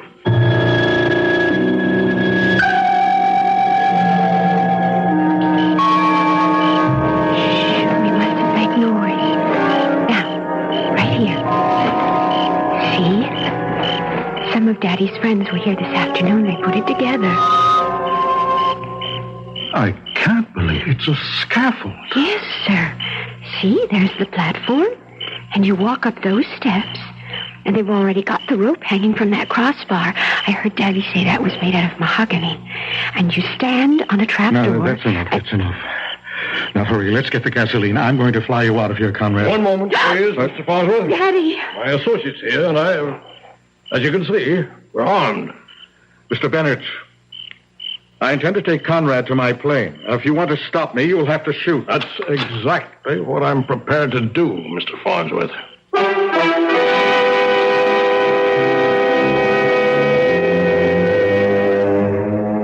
Well, something has got to give. We already know enough about both men to realize that each is a person to be taken seriously. What we have here is the old story about the irresistible force and the immovable object. I shall return shortly with Act 3.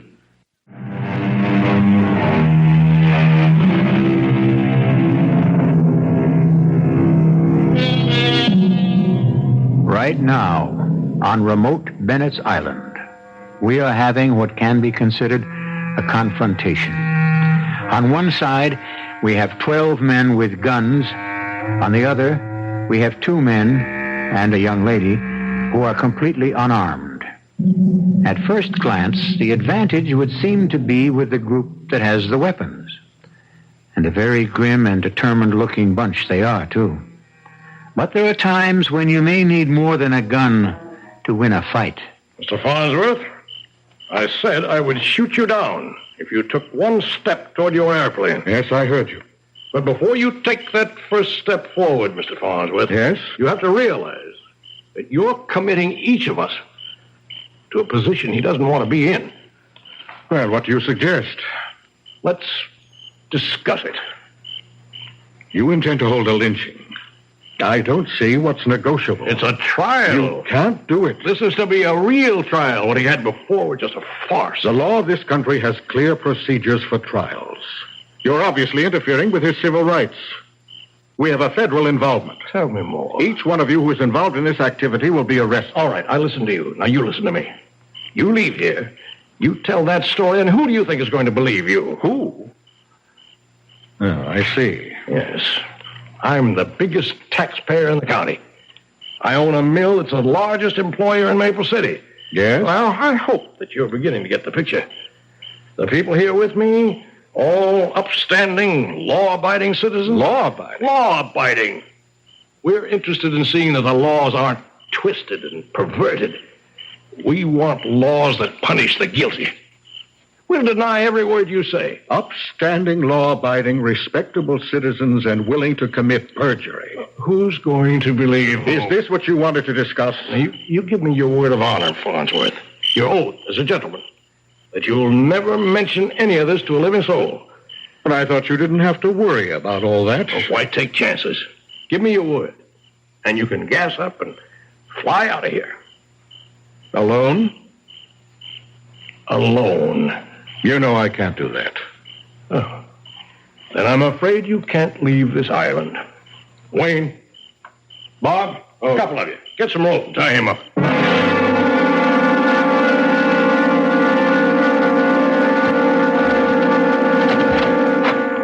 Mr. Farnsworth. Well? I want you to understand my position. Yes, I understand it. I just don't agree with it. Well, it's a little complicated. This whole business has become more complicated than I guess most of us bargained for. What business? The redressers of injustice.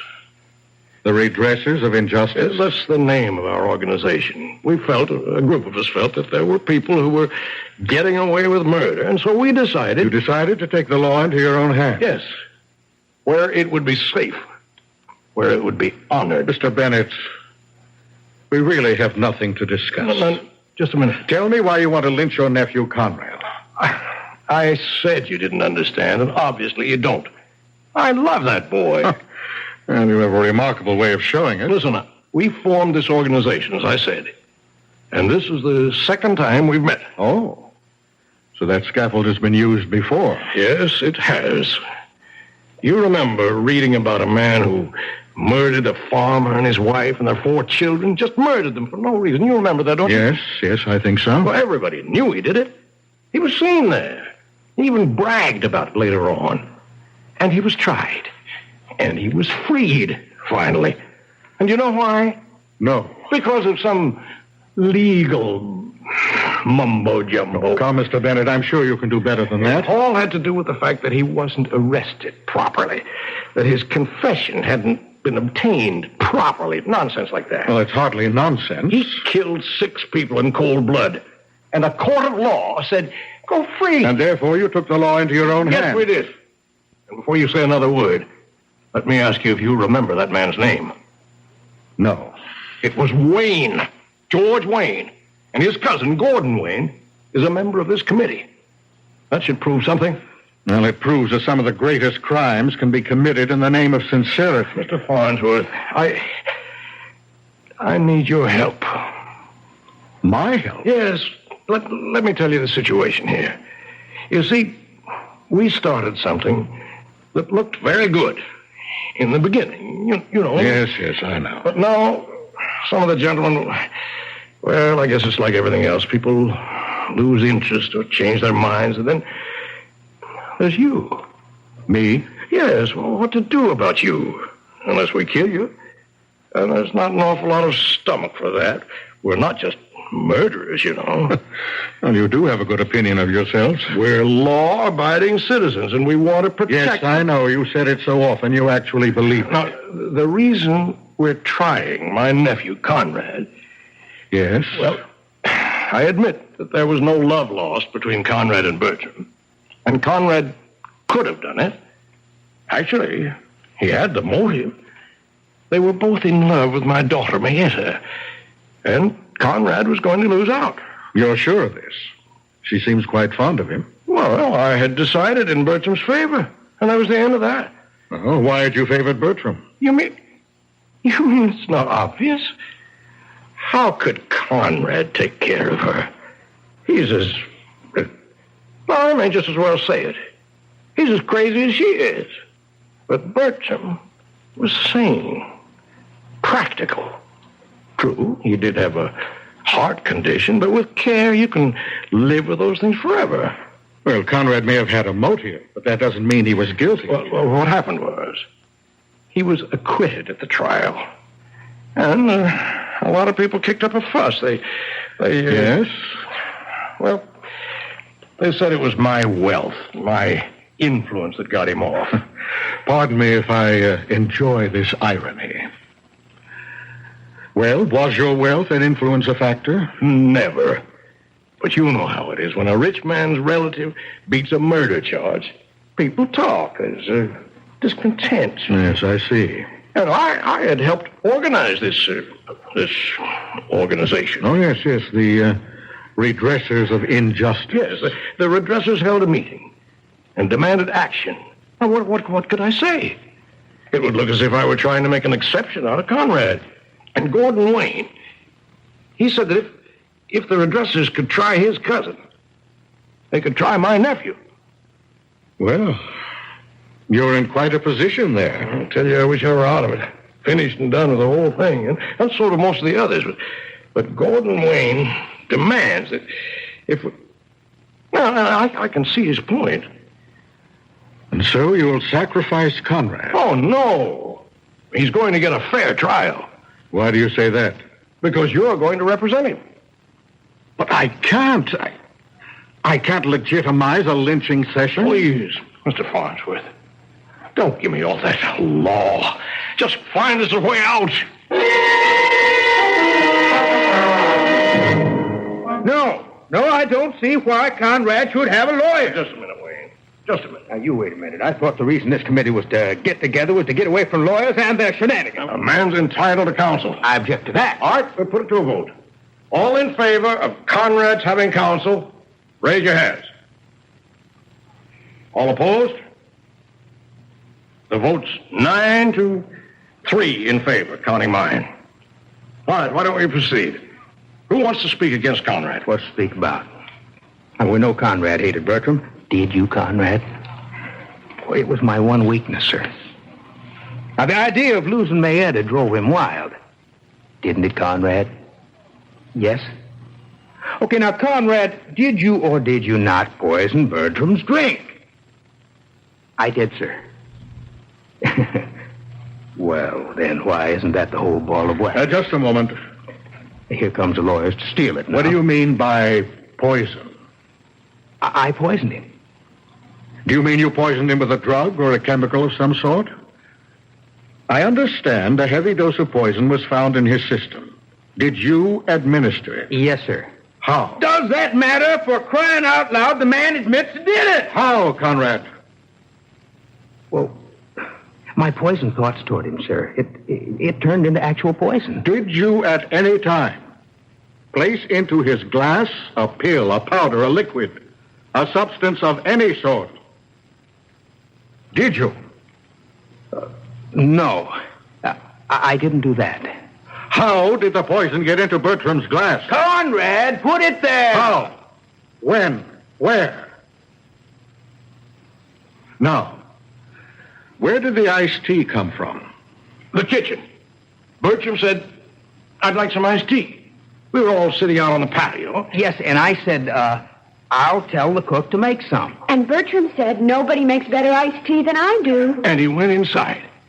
And a couple of minutes later, he called for Mayetta to come in and help him serve. We heard all this at the trial. But it is important, Mr. Wayne. So Mayetta went inside and came back carrying the tray. She set it down, and Bertram set a glass in front of everyone's place. And then what happened? Well, there was a sound of an explosion from the rear of the house. We ran back to see what it was. Who ran back? All of us. In any particular order? I remember. Uncle Frank first. Yes, and then Conrad, and then Bertram and Mayer. And what was the explosion? Oh, the cook's little boy, he'd found a firecracker left over from the 4th of July. I see. And then what did everybody do? Well, we all went back to the patio. And everyone picked up his glass and started to drink. And then, in a few minutes, Bertram just keeled over. Then how did the poison get into Bertram's glass? Conrad put it there. He admitted it. But when? And how did he have a chance? He couldn't do it in the kitchen. Only Bertram and Mayetta were there. He couldn't have done it on the patio because someone would have seen him. He did it when they went out to investigate the noise. How? He was second man out. Bertram and Mayetta were still on the patio. When they came back. Did you all come back together? Yes, we did. This is the same kind of hocus pocus the lawyer pulled at the trial. Now, Conrad admitted it. He can admit anything he pleases. It doesn't work unless and until we can show he put the poison in the glass. The thing was put into the drink after the glasses were set out. No, it wasn't. Mayetta, what do you say? Yes, Mayetta? Well, you all should have asked me. Nobody ever asked me before. As I came into the kitchen, I saw Cousin Bertram place a pill into one of the glasses. A pill? Well, he always took pills for his heart. I didn't think anything of it. But then we set the glasses down. I saw him put the one with the pill in it in front of Cousin Conrad. Uh-oh, I thought. He made a mistake. So I just put the glass with the pill in it back in front of his chair. You changed the glasses? Oh, yes. I was going to call it to his attention, but everybody started to run to the back of the house, so I just changed them myself. But, Mayetta, that was not a pill. That was the poison that killed him. Oh, no. No, Conrad is right. The poison that killed him was Conrad's mean and unbalanced thoughts. But Conrad has atoned. He's balanced now. Mayetta, why would Bertram want to kill Conrad? Oh, Bertram. Bertram was unbalanced. Everyone knew that. He was so angry because I told him I could never marry him as long as Conrad was alive. What? We love each other so much. Gentlemen, the defense rests.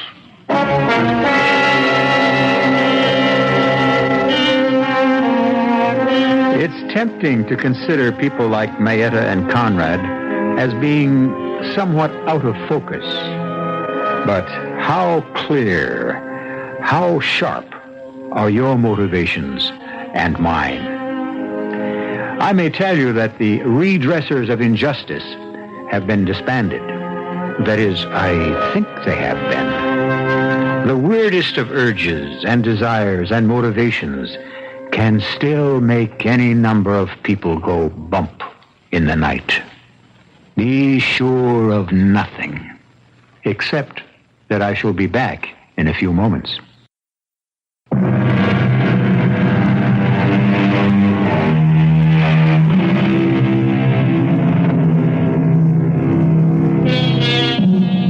As they say, you take the law in your own hands only to manhandle it. We hope Mr. Bennett has learned his lesson, as have Mr. Wayne and the rest of the redressers of injustice.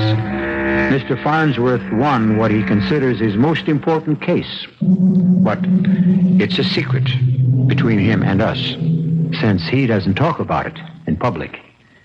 You'll learn a great many more fascinating secrets when you visit with us again. Our cast included John Beal, Bret Morrison, Denise Alexander, and Casey Kasem. The entire production was under the direction of Hyman Brown. Now, a preview of our next tale. Tenants just don't stay here very long, do they? How long has it been since the last tenant, Mrs. Broley? How long? Well, more than a year. I see. What happened to the last tenant? Dead. Found dead in the garden. She'd been strangled. And that's why you weren't able to rent the place? No. The tenant before... Found dead? Strangled? Yes, Oh, my dear child, I only pretended to be angry with you and demanded you to leave to save your life. After letting me rent the place? I hoped the haunting was over, but I see now it isn't. Morley's ghost will haunt this place, haunt me till the moment I die. You must go in the morning. This is E.G. Marshall inviting you to return to our Mystery Theater for another adventure in the macabre. Until next time, pleasant dreams.